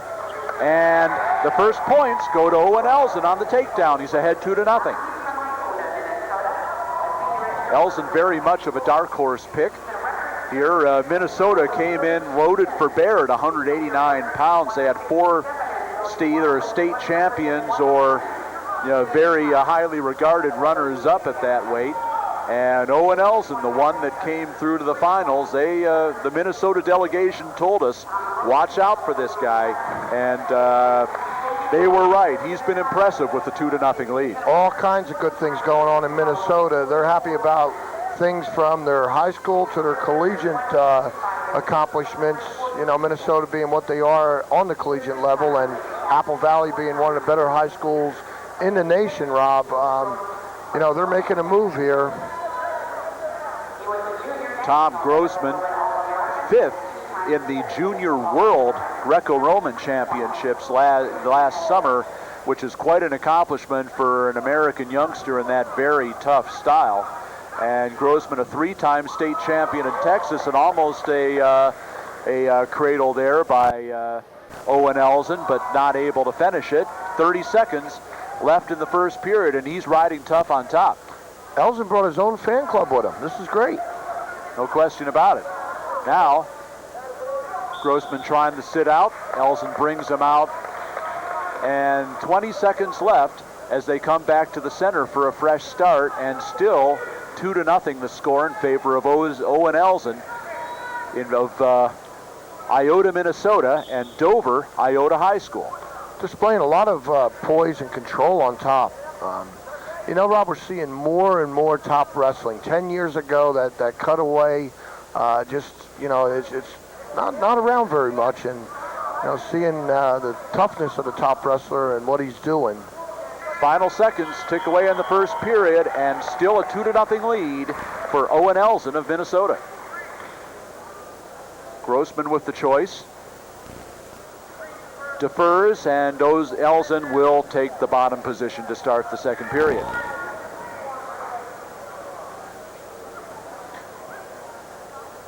Grossman looking real big.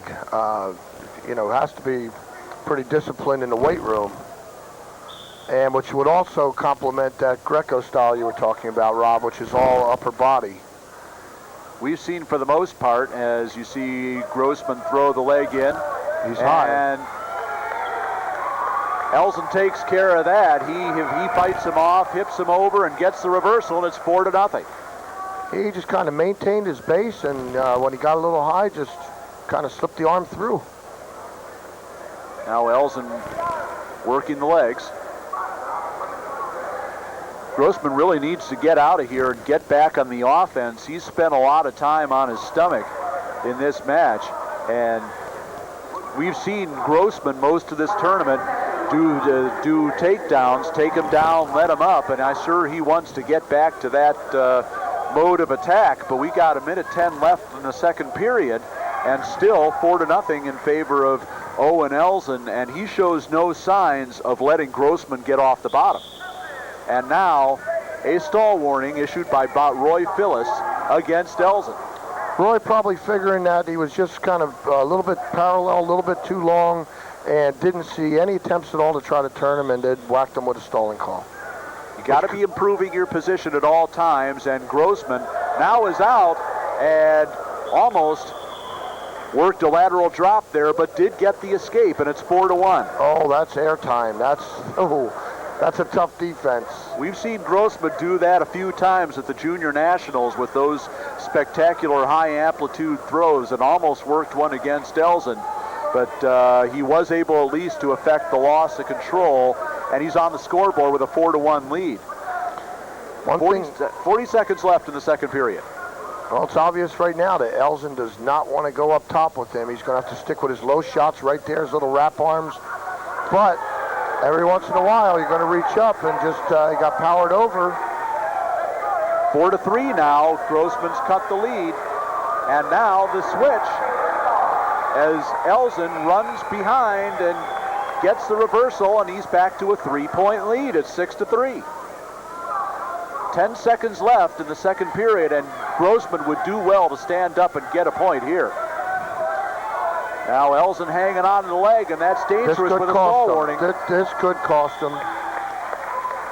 But the second period ends with no further damage, and it's 6-3. The score in favor of Owen Elzen, the two-time Class AA state champ from Minnesota. And looks like Grossman going to need to have that left knee looked at. Boy, that throw, Rob, that's very, very tough to defend when you're airborne. To come down, land right, and fight out of that in the split second that it took. Very, very difficult. Very difficult. Good balance by Elzen to only give up the escape rather than perhaps a 4 or 5 point move on that particular maneuver. And we did see some serious air time there, and that got the crowd on its feet there. Still, this capacity crowd is still almost all here. But good defense by Elzen to stay out of that situation. And now Grossman with the choice. Trailing 6-3 is going to go take the bottom position. Well, in the beginning, Elzen, a lot of control, and Grossman seems to, the last few times, beat him inside, getting that elbow through, getting to his feet, cutting through, and, needing the points that he does. Probably feels something right now that he can just blow out of here, get to his feet. Well, an escape would be very important for Grossman, and he gets the reversal, almost.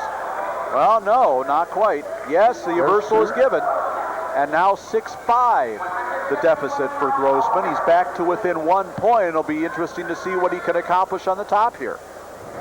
A lot of time left in this third period now. What do you do? I was just going to say, do you cut him and go back to your feet, or do you work from the mat? Certainly not what Grossman wanted to have happen there, because now Elzen with the reversal once again has the 3-point lead at 8-5. The escape, which is something Grossman needs right now, and now he is going to come out the back door, it looks like. But still nothing. Elzen still in command. 8-5 is his lead. 1:10 left to go. Oh, boy. And now Grossman trying to step over, but still no change in control. Now it almost looks like a reversal for Grossman. He's got the legs in, but still nothing. And now he's deep inside on a low leg. May see a cradle fished in here. That's a position Grossman does not want to be in. Elzen looking for a Turk here. Maybe an inside cradle. Yeah, he's fishing, absolutely. Take the arm, feed it, go to the head, turn him.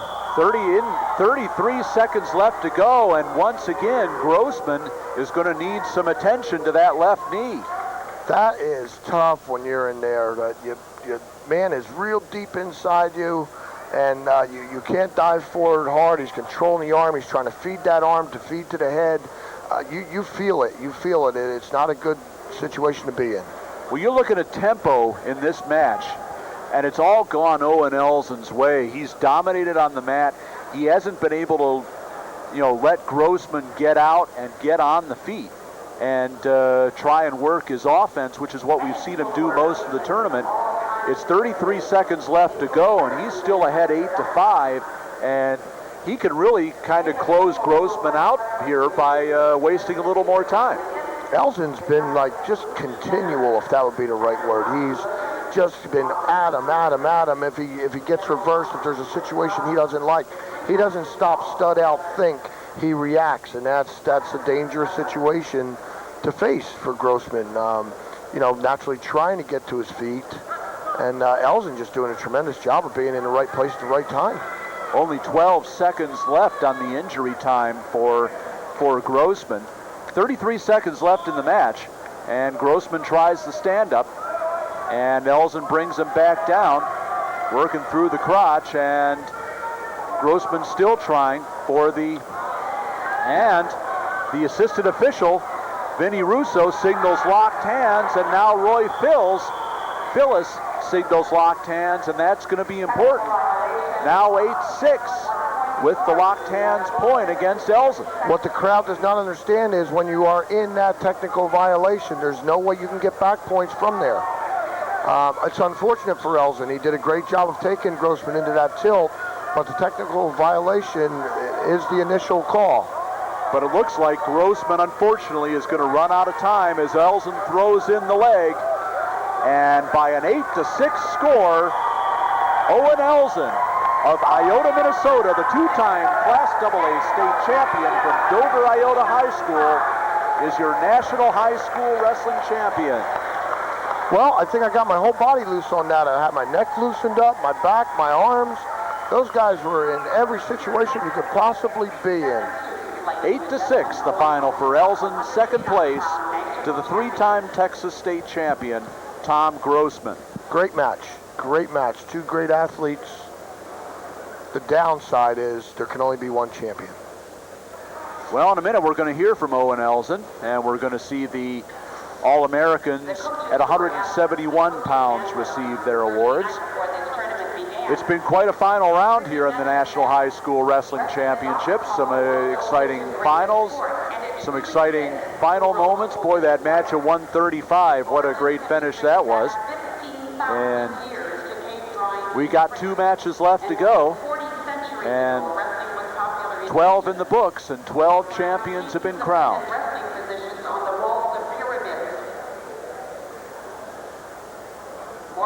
And in that 215-pound match, we'll see the third and final wrestler from Walsh Jesuit High School, Victor Sveda, against Kevin Shippos from New York. But now let's send it over to George Von Benko. He's live with Owen Elzen. Thank you very much. I'm joined by our champion at 189 pounds from the state of Minnesota, Owen Elzen. Congratulations. The state sent 4 wrestlers in that classification. You guys were real strong in that state at 189 pounds. Congratulations on winning the championship. Thank you. Thank you very much. It looked like you never let Grossman get into his game. He likes to be on his feet. He scores a lot from that position. You never really let him get into that. No, I knew he was a thrower, and he liked to go upper body on his feet. So I just tried to stay low, run some hook or some sweep singles, and just try and keep away from his upper body and his strength. When he did get some points, too, you seemed to come up with something. You came up with 2 big reversals on it. Yeah, well, I'm pretty shifty just by nature, so, I mean, as long as I get some room with my hips, I can usually score.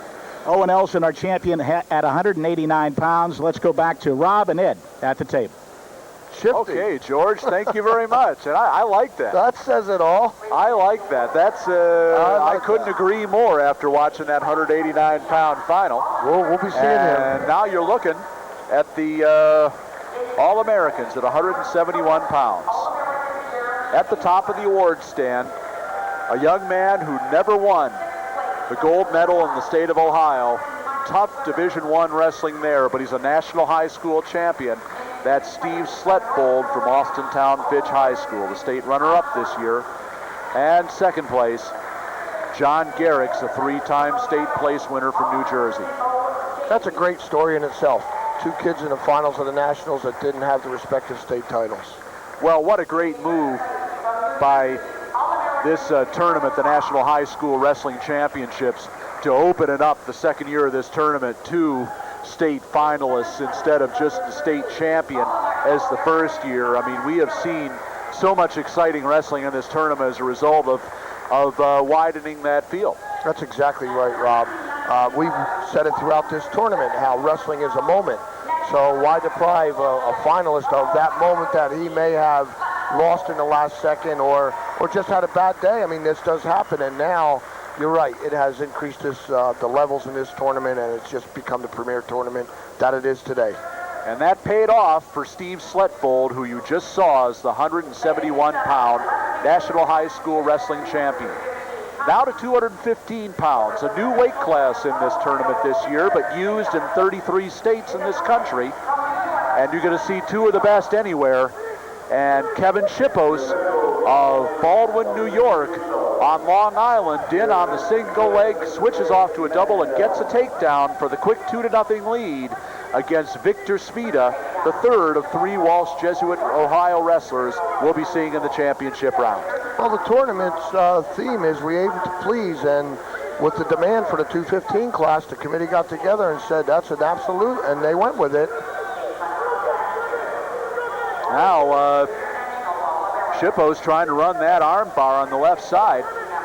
Shippos trying to turn that into a cement job, just trying to display just a lot of power, which is all you get out of a cement job. I shouldn't say all you get. My God, you don't want to be there. It's a killer. Victor Sveda would have nothing of that, and he's out for the escape, and it's 2-1, halfway through the first period. Watch Sveda over the years. Oh, he's always impressed me. I think he's just a very accomplished wrestler, as all the Walsh kids are in that program. Sveda 38-0 this year and had 32 falls among those 38 matches. At one point in this year, he had pinned everybody he wrestled, probably the first, I believe the first 27 or 28 opponents before somebody went 6 minutes with him. And now Shippos in again on the leg attack, and Sveda trying to come out the back door. Under 30 seconds left to go here in the first period, and Steve Shippos leading 2-1 and looking for more. Now he's got the double, and it's going to be interesting to see if he can work up far enough. Vinny Russo, our official here, says nothing yet. 10 seconds left to go, still nothing. They're on the edge, and still no points awarded. And Victor Sveda gets out of the double leg situation, and the period ends with no further scoring. Shippos ahead 2-1. That was a difficult situation to call. We were a little out of position over here. The coach is calling for 2, and Vinny Russo right on top of it saying no way. Sveda coming up with just a single then at the end of it all with no points. Sveda able to get his hips up there at the end and out of danger. And Shippos now will start from the second period on the bottom. Shippos, the New York State champion at 220 pounds this year. And now Sveda, this is where he likes to be. He loves working on top, throwing those legs in. He's going to try either a power half or a tilt, and now some injury time.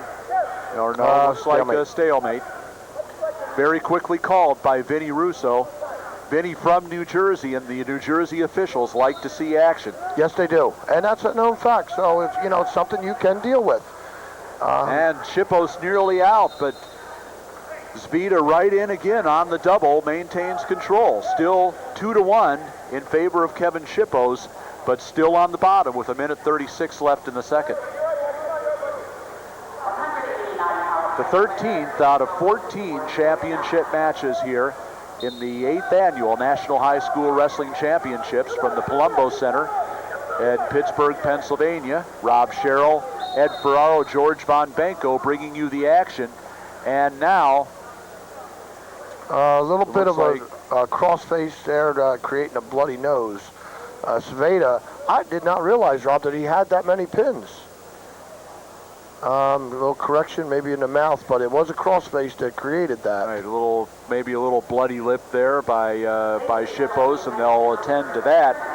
Victor Sveda, first trip to the state tournament this year, won the Division II state title, member of the junior world team last year, and a junior national finalist.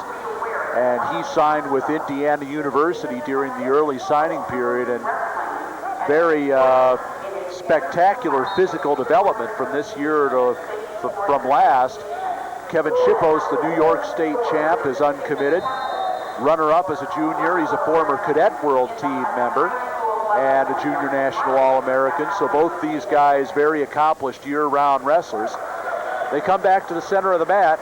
1:21 left in the second period, and Shippos still ahead by that 2-1 score on the first period takedown. Shippos very explosive for a big man. He when he comes to his feet, he blows out. He's up there quickly, but Sveda, having what he has on top, just hanging tight.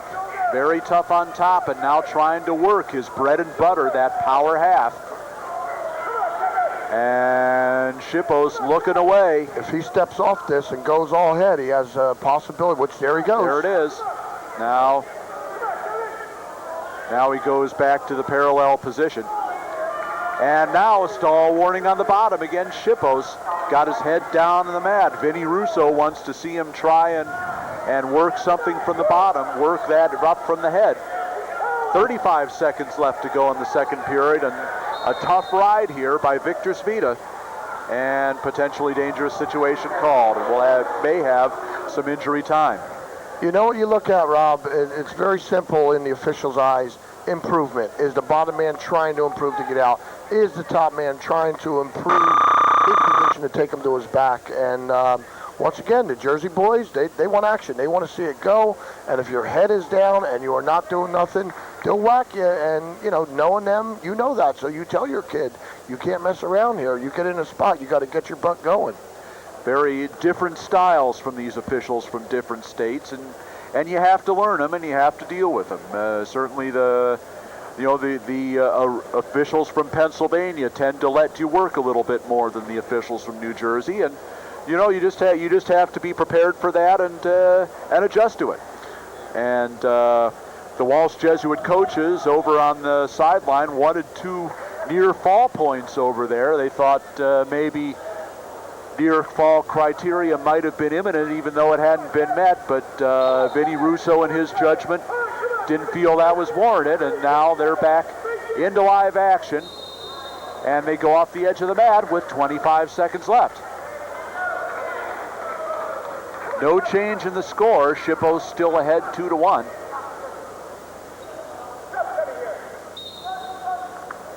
There's that explosiveness. Oh my God. And Sveda went right to a head spin, but Shippos, he just, I don't know, speed just pops out of him, and he's there. And we have a stalling call. Now that's where they expect the man to attempt to take him to the mat. Quick call. That's Vinny Russo, and an escape and a takedown given almost immediately, almost before Victor Sveda really had a chance at any adjustment time there. No, he went right to a head spin. Oh boy. Now, oh boy.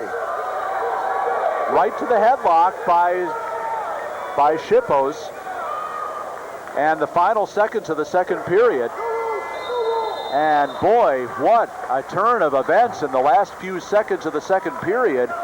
And Shippos has extended that lead to 8-2 with the escape, the takedown, and the near fall. And now he's taken injury time again.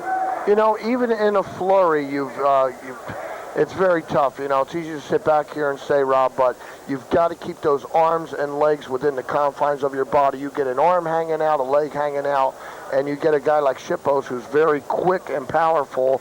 He will catch that arm hanging out, and you're on your back. You're in trouble real quick. Now, coaching staff and wrestlers from Walsh telling Sveda to just keep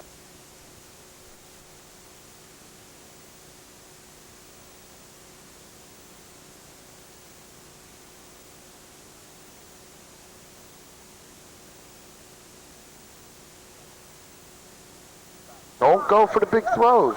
Now, unless I'm mistaken, I believe that was Shippos' third injury time. He can't take anymore. Rob, I believe you're right. Now the escape given, and it's 8-3. Sveda did receive a point for a stall warning against Shippos. And now the duck under. The duck under, no points yet, but there's two. There is the two. Nice, real nice. Now there it is. Thinking, composure, settle in. Don't go big, go small. We have an 8-5 match. And certainly Shippos, having used all three of his injury timeouts, is kind of on the ropes here. And with 1:41 left to go, Victor Sveda is not going to panic. He's going to do the best he can. Now he's going to work on the top for a while. I don't know. Shippos doesn't want to be there. Head down, flattening, stunning out.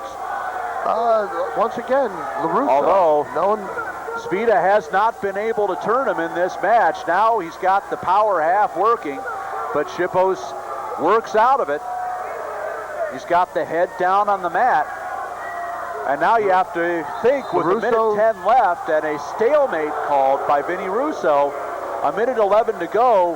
What does Sveda want to do here? Does he want to try for a couple more takedowns before he tries to work on the top? He's beat Shippos. He's still down ahead by 3 points, and now he is going to let him go, and he's going to go work on him on his feet again. But Shippos does spin behind, and it's nothing yet. Sveda trying to He's got a Pierson if he can step out of it. Shippos in great position. And they go off the edge of the mat. No points, but Shippos able to waste 18 seconds in that flurry with no points being scored.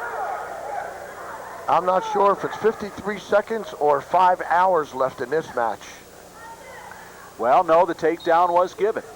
And now the escape to Sveda, it's 11-6. I promise you, if Shippos steps back, he's going to get hit. 11-6, this lead for Kevin Shippos. 40 seconds left to go. And Victor Sveda needs to score some points in a hurry, and a stall warning against Shippos. And another point for Sveda, it's 11-7. Sveda cannot get his legs up under his hips and sit back on them. Shippos is too much power and smartly buying his time there. They go off the edge of the mat with 21 seconds left. And boy, Victor Sveda is going to look back on the last 15 or 20 seconds of that second period, where he gave up 6 quick points with no opportunity to counter, and that really put him in a big hole. It's been an even match since then, but with 15 seconds left to go, I think he's just going to run out of time. And they go off the edge, 8 seconds left to go. And Shippos, with his 3 injury timeouts used, he has to get back to the mat quick. And he does. 11-7, the lead for Shippos, and the shot by Sveda, he just spins behind and makes it 13-7. Kevin Shippos. And that will be the final score. Kevin Shippos came to this match with $1. and he spent 99 cents of it with a minute to go. And just spent his last penny.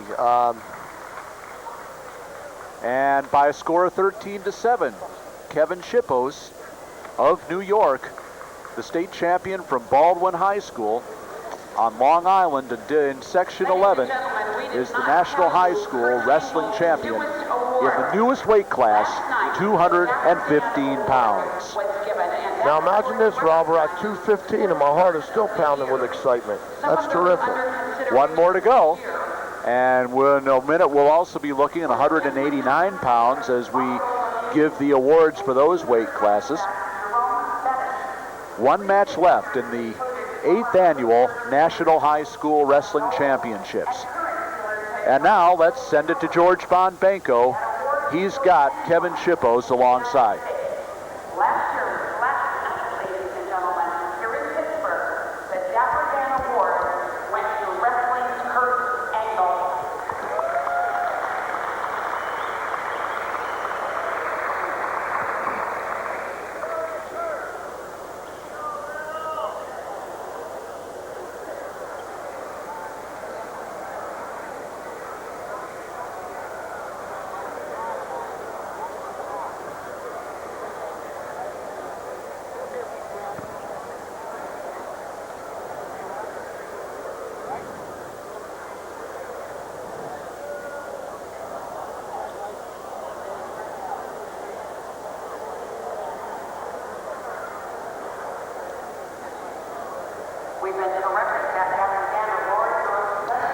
Okay, well, we had with little technical difficulty there. We'll get it adjusted as soon as we can. Right now, we're going to have the presentation of the awards to the two 189-pound All-Americans as we await the 275-pound championship match. Hopefully we'll get our technical difficulty corrected as soon as possible here. Some cattle loose on the mat there, Rob. No question about it. And now it looks like we may have...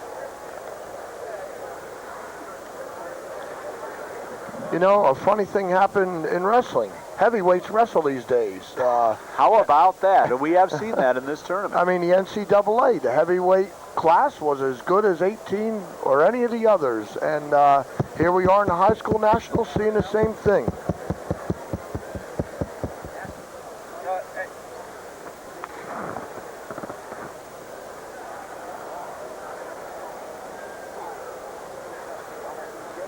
Okay, we'll throw it. The award at 189 pounds. In 8th place from Colorado, All-American Robert Odell. In 7th place from California, All-American Dan Jackson. In 6th place from Iowa, All-American Jason Payne. In 5th place from Ohio, All-American Avery Circle. In 4th place from Illinois, All-American Brad Quin. Okay, you're looking at the 189-pound National High School Wrestling Championships All-Americans. And there you see on the top step, the champion at the 189-pound weight class, Owen Elzen of Dover Iota High School in Iota, Minnesota. And his left and your right, Tom Grossman of Shady Grove Christian Academy in Grand Prairie, Texas, 3-time Texas State champion. And there's your champion, Owen Elzen from Minnesota, accepting the first place. Another He great is the champion. National High School Wrestling Championships champion. Great champion, great finals. And now, ladies and gentlemen, to the heavyweights. Wrestling for the national championship at 275 pounds, wearing the red ankle band from Iowa, John Liddle. His opponent from New York, Okay, we're going to the 275-pound weight class, the grand finale, and once again, as we had at 171 pounds, two wrestlers who never won the state in the tournament in their respective states. Think they're a little hungry? Black and red singlet, is Craig Tefft from Oxford Academy in New York, state runner-up this year, and I should say third in the state this year. And in the red and blue is Josh Liddle from Comanche, Iowa, Class A in the state of Iowa, third in the state this year, a state runner-up as a junior, and 2 points on the board for Craig Tefft, and a 2-0 lead. Little lazy pancake there, nice and easy.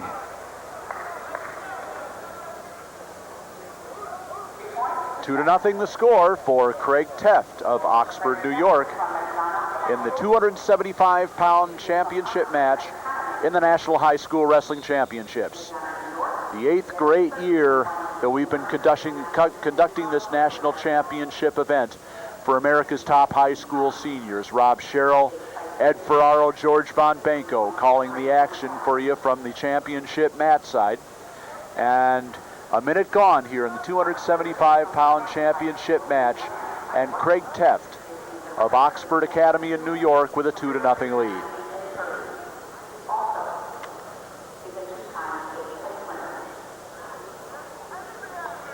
You mentioned, Ed, these guys both a little hungry after coming up short in their respective states. Oh, you know that. You know this national tournament just provides that one more shot, if you will, to prove, not to anybody else, just to yourself. These competitors have what we call an inner burn, that if there's not a degree of satisfaction, it hurts inside, and this tournament provides for that satisfaction level to be fulfilled. And once again, I said it earlier, heavyweights do wrestle these days.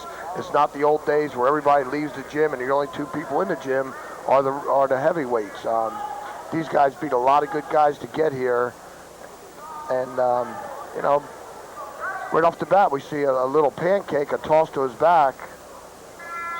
Final seconds tick off here in the first period, and Craig Tefft with a 2-0 lead going into the second period. Ray Manville flips the disc, comes up for Tefft. He defers the choice to Liddle, and Liddle, having been ridden out most of the first period, takes the smart choice. He'll go neutral. Yeah, the big guys, when they get down, and if his opponent's a little bit tough on top, it's hard to get that motion, without a doubt. You're seeing more and more heavyweights operate from their feet. Tefft with a little bit of a size advantage here. Perhaps 20 pounds or so, 20 to 25. Tefft trying to become the third wrestler from New York to win a national high school title. And in so doing, they would pass Pennsylvania, New Jersey, Ohio, and California with 3 champions. Little's going to have to start working out to angles on Tefft. I mean, earlier it was not a strong shot, but he got tossed to his back, and that's tough to get out of your head. That happens to you. You don't forget that in an instant. Another straight underneath shot by Liddle, and now, as he backs off the mat, Tefft receives a stalling warning from our official Ray Manville. That's a good call. There were 3 straight shots, nothing but blocking off. I'm sure he's not trying to protect a 2-0 lead, but he's going to have to get a little offense going. Under a minute left in the second period, and the first stalling warning goes to Craig Tefft. Tefft in the black, red, and white singlet, Liddle in the blue and red. I'm going to guess here, Rob, but I'm going to say that Tefft really doesn't have an offensive shot, but is probably real good at his defense. Liddle, once again, getting tossed to his back early in the going. He's just going to have to improve on his angles. You can't get under all that. You've got to get out to an angle and work a better position. Under 30 seconds left now in the second period. Still 2-0 for Craig Tefft of Oxford Academy, New York, on that first period takedown. Josh Liddle has had a few attempts at some offense as they go off the edge with 10 seconds left in the second period, but really hasn't been able to penetrate through Tefft's defense. Now Liddle showing that with that little bit of head shake coming in, just kind of, disappointed, can't figure it out. And that'll do it for 2 periods. Still 2-0, and Tefft with the choice is going to take the down position.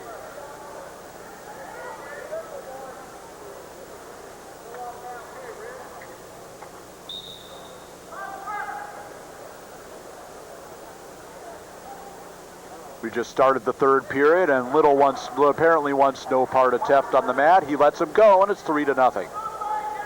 Well, Josh Liddle has a plan. He's going to have to start working it early, burning up 2 minutes, not really getting to a point that he, jeopardized any type of takedown. He's just going to have to get things going early. I know I've repeated that throughout this broadcast, but it's very true. You just can't lay for the big one at the end anymore. It just doesn't work. Well, Liddle, sir, we've seen, has not had a lot of success by shooting straight inside underneath. Now almost hit a double there, but it slipped off. Both guys pretty slippery right now. I'll tell you, Liddle has done all the shooting, and he continues maybe 1, maybe 2 more half shots. He may pick up a stalling call, make this a 3-1 match, create a different situation coming in. And should that happen, a takedown would tie the match. As it stands now, down 3-0, Liddle needs 2 takedowns really to get into it. Little over a minute left here in the third period, and still 3-0 in favor of Craig Tefft, and Tefft backing up again, in danger of getting warned for stalling again, which would be a point for Josh Liddle. It'd put him on the board, and he'd only be down by 2 as they go off the edge. 50 seconds left to go. Roy Manville being rather tolerant of that, and contrary to when we saw the New Jersey officials. And there's another shot. Almost a seatbelt situation, and Liddle couldn't quite capitalize on it. And now he's in on a double leg, and Tefft able to convert it to a single, but it is 2. Liddle switched back to the double and got 2 points, and now it's 3-2. Rob, I might be wrong again. Maybe Tefft was trying to sit on that 2-0 lead earlier, and with his 3-2 lead, you just can't sit on that these days. Well, no question about it. Liddle really has had the advantage offensively, and he has been attacking Craig Tefft for 2 periods, and it finally paid off as he gives up the escape. Now it's 4-2, and a takedown could tie the match. 20 seconds left to go. He's trying to get him to walk into him, which would increase his possibilities of getting that real deep double. And now Tefft trying to hold on to that front headlock, and Liddle now in on the ankle pick, but with 8 seconds left to go, he may just run out of time here. Liddle looking for the tying takedown, but it isn't going to happen. Craig Tefft of Oxford Academy, New York, becomes the 3rd National High School Wrestling Championship champion from New York. The score 4-2. Second place to Josh Liddle of Comanche, Iowa. And Tefft never won the state of New York, but he's the National High School champion. Seems like both wrestlers came out with a script, pretty much kept to it, and it did just come down to that last shot. Tefft coming on the top. Well, no question about it. Tefft did get that early takedown, and it did play into his favor, and he was able to work Liddle on the mat for the rest of that first period, and obviously took a little bit out of him. Okay. Well, we've been informed that our technical difficulties are solved, and we'll send it back to George Von Benko, and he's here with our 215-pound champion, Kevin Shippos. Thank you very much, Rob. I'm joined by Kevin Shippos from New York. Tough match, a great win for you. You have to be extremely pleased. Yes, anytime you win a national championship, you got to be extremely pleased. It was a tough match, and I just did the best I could, and I'm glad to come out on top. It seemed that the end of that second period was key for you. You got 6 real quick points there. Yeah, it was key. It was basically the outcome of the match. I caught him on his back there, and then in the beginning I took him down, and then I caught him on his back right at the end, but that seemed to be the outcome of the match right there. The state of New York made a real strong showing in these national championships. Yeah, we did. We came away with 3 champs, and we're stayed on the rise, and I think this just goes to show where our future is. Kevin Shippos, the champion at 215 pounds. Back to you, Rob and Ed. Okay, George, thank you very much. And you're looking now at the 215-pound All-American Award stand.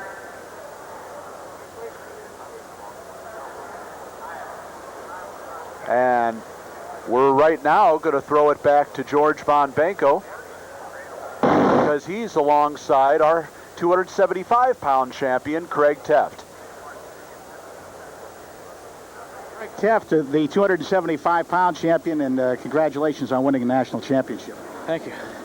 It was a tough match. You two guys went at it pretty good. Yeah. When you get in the higher weight classes, it's a rumble out there. Yeah, some people may think it looks like stone, but just trying to get position and not letting your opponent score and trying to get the better of them, it's hard. It takes a lot out of you. I just mentioned to Kevin Shippos that the state of New York fared real well in these championships. 3 championships. You've got to be pleased for the state. Yeah, we did a great job down here. Congratulations. This is the heavyweight champion. Back to you, Rob and Ed.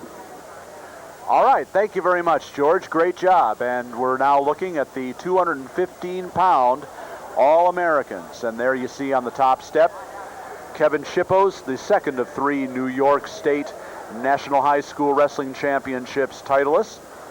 And to his left and your right, you see Victor Sveda, the third Walsh Jesuit wrestler in the finals, and he came home with second place.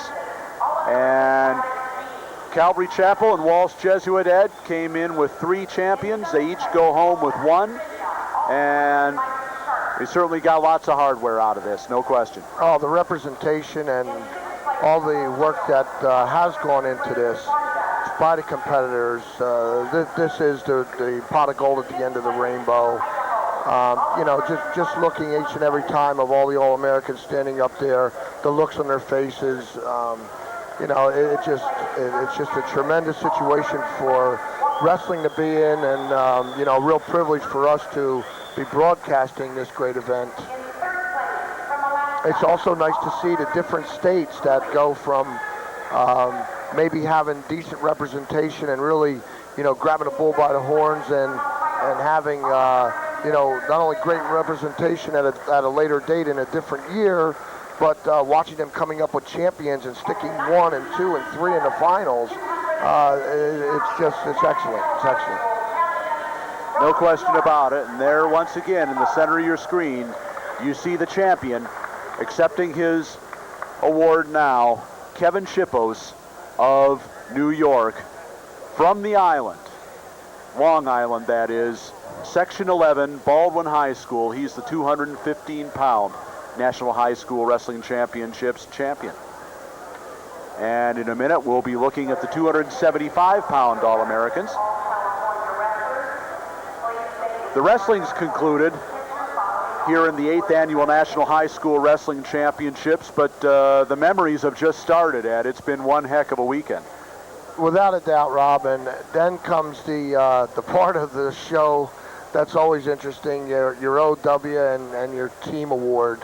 And God knows I would not even guess, like I always try to every year. I'm always wrong. I can't even guess at this year's, Rob. There were some really exciting bouts. Some great kids popped through, some big surprises in my mind. But, you know, it's got to be a difficult thing for the committee to come up with. Well, no question about that. I certainly think that Griff Powell at 145 is going to get some votes. I think Cael Sanderson at 160 will get some votes.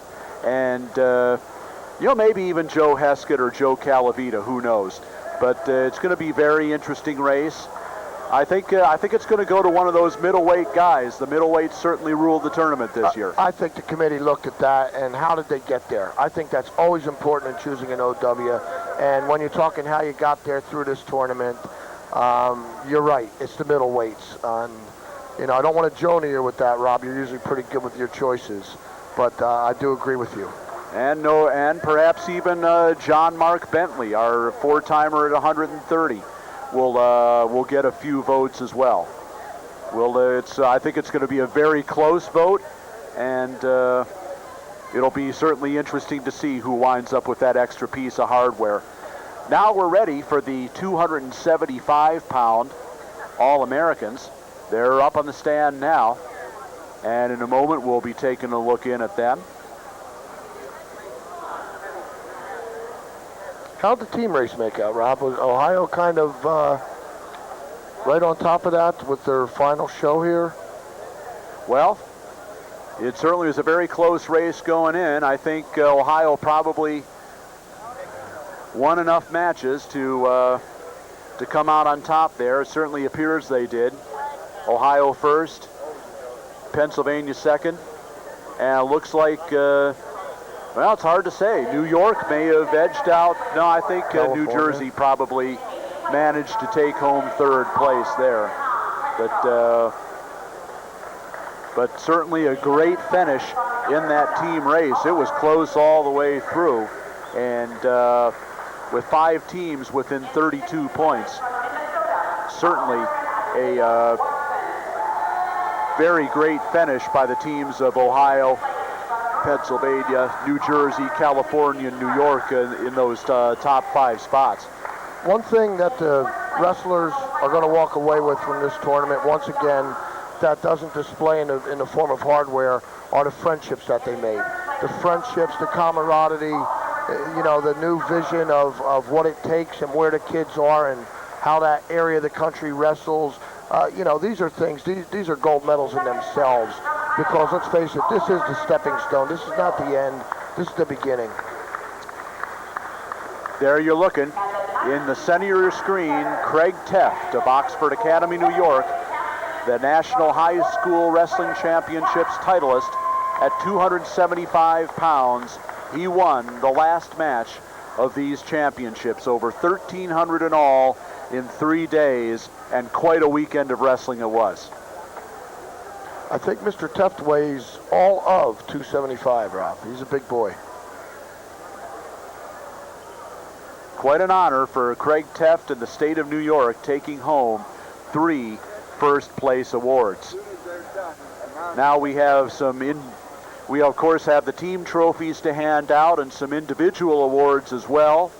Most falls coming up, most falls in the least aggregate time, as well as the Outstanding Wrestler Award. And last year, of course, in this championships, not only did California win the team title, and take home 5 individual champions in the 13 weights, but they also took home the most falls and the Outstanding Wrestler Award. They took everything that wasn't nailed down out of the Palumbo Center, but certainly a much more balanced field statewide this year. Yeah, I think last year they actually had to get another ticket for the plane ride and put all that hardware in one area.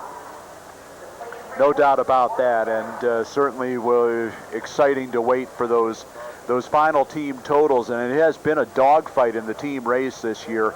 Ohio has been ahead the whole way, but Pennsylvania and New Jersey nipping right on their heels for 3 days, and it looks like Ohio held on by maybe 5 points or so for that championship.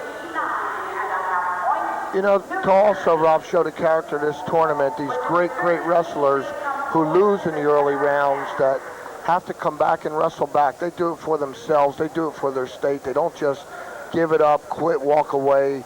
I won my state title. I don't need this. It's just the opposite. They still have what got them in their state finals, and that just pours out of them. Our number 3 team was New Jersey with 189.5 points. 3 team awards given here, and New Jersey takes home one of them, the 3rd place championship trophy as a state. And really a great addition to this championships, the state competition. Great representation. You know, Blair had their field in there, and you know, Jeff Buxton, I believe, knows all the Jersey kids and the coaches, and I believe you know, Jeff just he feels good about all that. I know he does. The host state, Pennsylvania, taking the 2nd place award. Pennsylvania with 208.5 points. And despite only 15 wrestlers, I believe they placed 11 out of 15, and certainly a great showing by a Pennsylvania team that wasn't as big as some of the others, but certainly performed very well. Well, you know I'm biased, Rob, and I love it. I love it. It's, matter of fact, if I'm not mistaken, is this the best showing PA ever had? It's got to be right up there. Sure. I believe Ohio did win it a couple of years ago, and of course California with that great run last year just waltzed to the team title. And the real battle last year was for second place. But now New Jersey and Pennsylvania have received our first 2 team awards. And the team championship trophy will go to the state of Ohio. And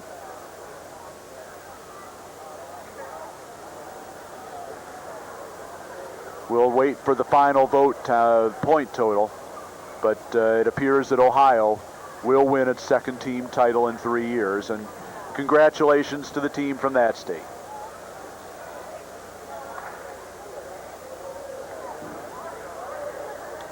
Pictures being taken now of the Pennsylvania delegation, and in a minute the trophy that will go to Ohio as the state championship team.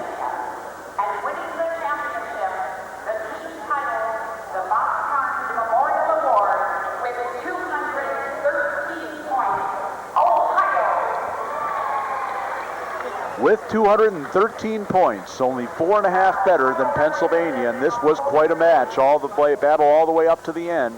Ohio is the state team champion in the 8th annual National High School Wrestling Championships. A great job by the Ohio team. They brought a lot of kids, as they always do, and some kids that had some college scholarships already won, came here and wrestled for pride, and they came out on top. Yes, they did, Rob. They, Ohio, facing them coming out from where I'm from Easton, it opens your eyes up. It's a real deal. Walsh saying as all, Ohio's representation in wrestling is as good or better than most, and it showed here tonight. And, an attaboy to the Ohio kids. Okay, that completes our presentation of the team awards here at the National High School Wrestling Championships. 2 individual awards yet to be presented. The Most Falls Award will be first, followed by the Outstanding Wrestler. And now the award being presented and pictures taken for the Ohio delegation. Would it be fair to call Bill Barger the godfather of the Ohio boys? Certainly the case this year. He brought 5 of them with him. All 5 of them placed. 3 made the finals, and Joe Heskett at 152 was the champion. And that made the difference in the Ohio point total, along with Steve Sletvold at 171.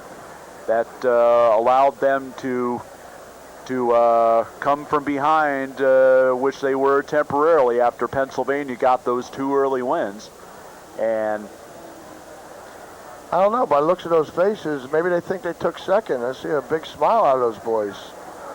And again, it's been a long tournament. It's been a tremendous battle all the way through. A lot of fatigue, a lot of emotional letdowns, and even the lifts wound up being let back down. Oh, you bet. And you look at guys, you see Bill Barger there. If you look at him and Bill Barger, guys like Jeff Buxton at Blair Academy, Steve Powell at East, and a lot of other coaches that have helped take high school wrestling to a new level nationally, especially in the last 2 or 3 years. It's really been something that's been exciting to see. Oh, it's been fun. I mean, we've thrown that word around, but my God, to see all these different kids in their respective states and in the big tournaments as they refer to them, it's great. It's the best thing to happen to high school wrestling ever. And then this tournament is the pot of gold at the end of that rainbow. It just doesn't get any better. Andy Pavensky of Pennsylvania.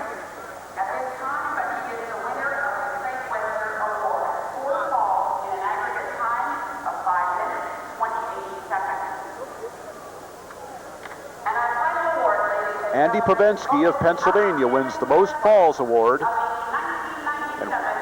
with 4 and 5 minutes and 28 seconds.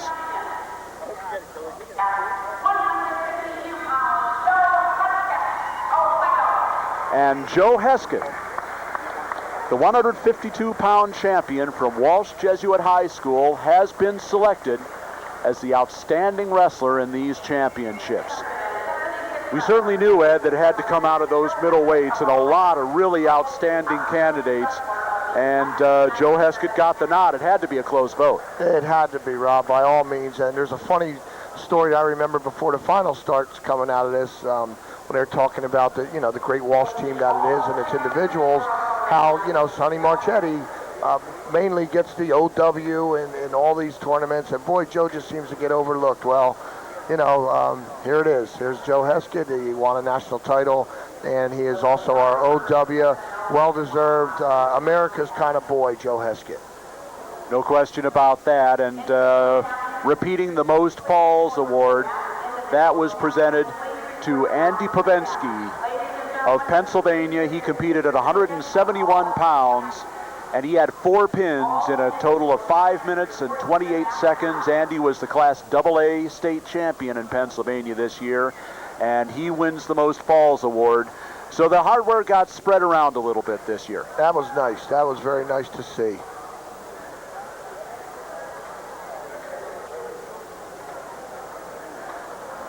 Well, now it almost looks like a dual meet out there, Rob. All kinds of wrestlers shaking hands, doing some farewell bids, coaches, some hugs going on. God, I love this sport. Well, there's no question that the close physical contact that you have on a day in and day out basis in wrestling, and the combination of the team achievements and the individual achievements, there probably isn't another sport where you can develop and teach the lessons of sportsmanship that you see in wrestling. And it's evident watching these guys in the in the center of the ring. It's been a hard fight, but now everybody's friends, and you look forward to the next competition. Once again, this is a stepping stone, and that's very true. Everybody is friends, and they become a family again. Okay, we're going to send it back to George Von Benko, and he is with our 2 very special guests. George, take it away. Thank you very much, Rob. I'm with the founder of the tournament, Bob Ferraro, and the tournament director, Dave Hunter. Dave, first for you, another outstanding tournament participation-wise. You've got over 600 wrestlers. George, it was very gratifying. We've gone from over 600 up to 676. We now have teams organizing, coming out together as groups. We had a great banquet with Kurt Angle and some of the outstanding athletes in the area. It's been real gratifying for us, and we just see continued growth and real good success. Once again, well supported in Pittsburgh, and things went well here at the Palombos. Very well. We couldn't ask for a better venue here, and it's outstanding support all the way around. Yes, sir. For you, Bob Ferraro, looking at the competition was out there. You have a keen eye for that. There were some great wrestlers here at this tournament. George, this was a year for setting records. Not only did we have records as far as numbers of wrestlers, but we also had records for number of coaches. We had 650 coaches. We had representing 46 states. We had over 100 college coaches in attendance doing their recruiting. But most importantly is the record of quality of wrestlers that we had in this field this weekend. 2 undefeated state champions in the tournament. It was just a tremendous field, really was. Absolutely. We had, I believe the profile was something like 8 4-time state champions, over 40 3-time state champions, almost 100 2-time state champions, and over 250 single state champions in this field that we had this weekend. Bob and Dave, thank you very much. Let's go back to Rob and Ed. Great job, George, as always. Thank you very much. And, well, I think that's going to bring to a close this 8th annual National High School Wrestling Championships. Any final thoughts, Ed? No final thoughts at all, Rob. Waiting for next year and just waiting for the field to get bigger and better, as it always does. And, working with you always is an annual experience that I look forward to. And just really appreciate being around these kids and having the opportunity to not only witness this affair, but be a part of it. All right, well, something I certainly look forward to as well. That'll do it for the 8th annual National High School Wrestling Championships from the Palumbo Center here at the Duquesne University in Pittsburgh, Pennsylvania. For Ed Ferraro and George Von Benko, I'm Rob Sherrill. Thank you for watching. We'll see you again next year at the National High School Wrestling Championships.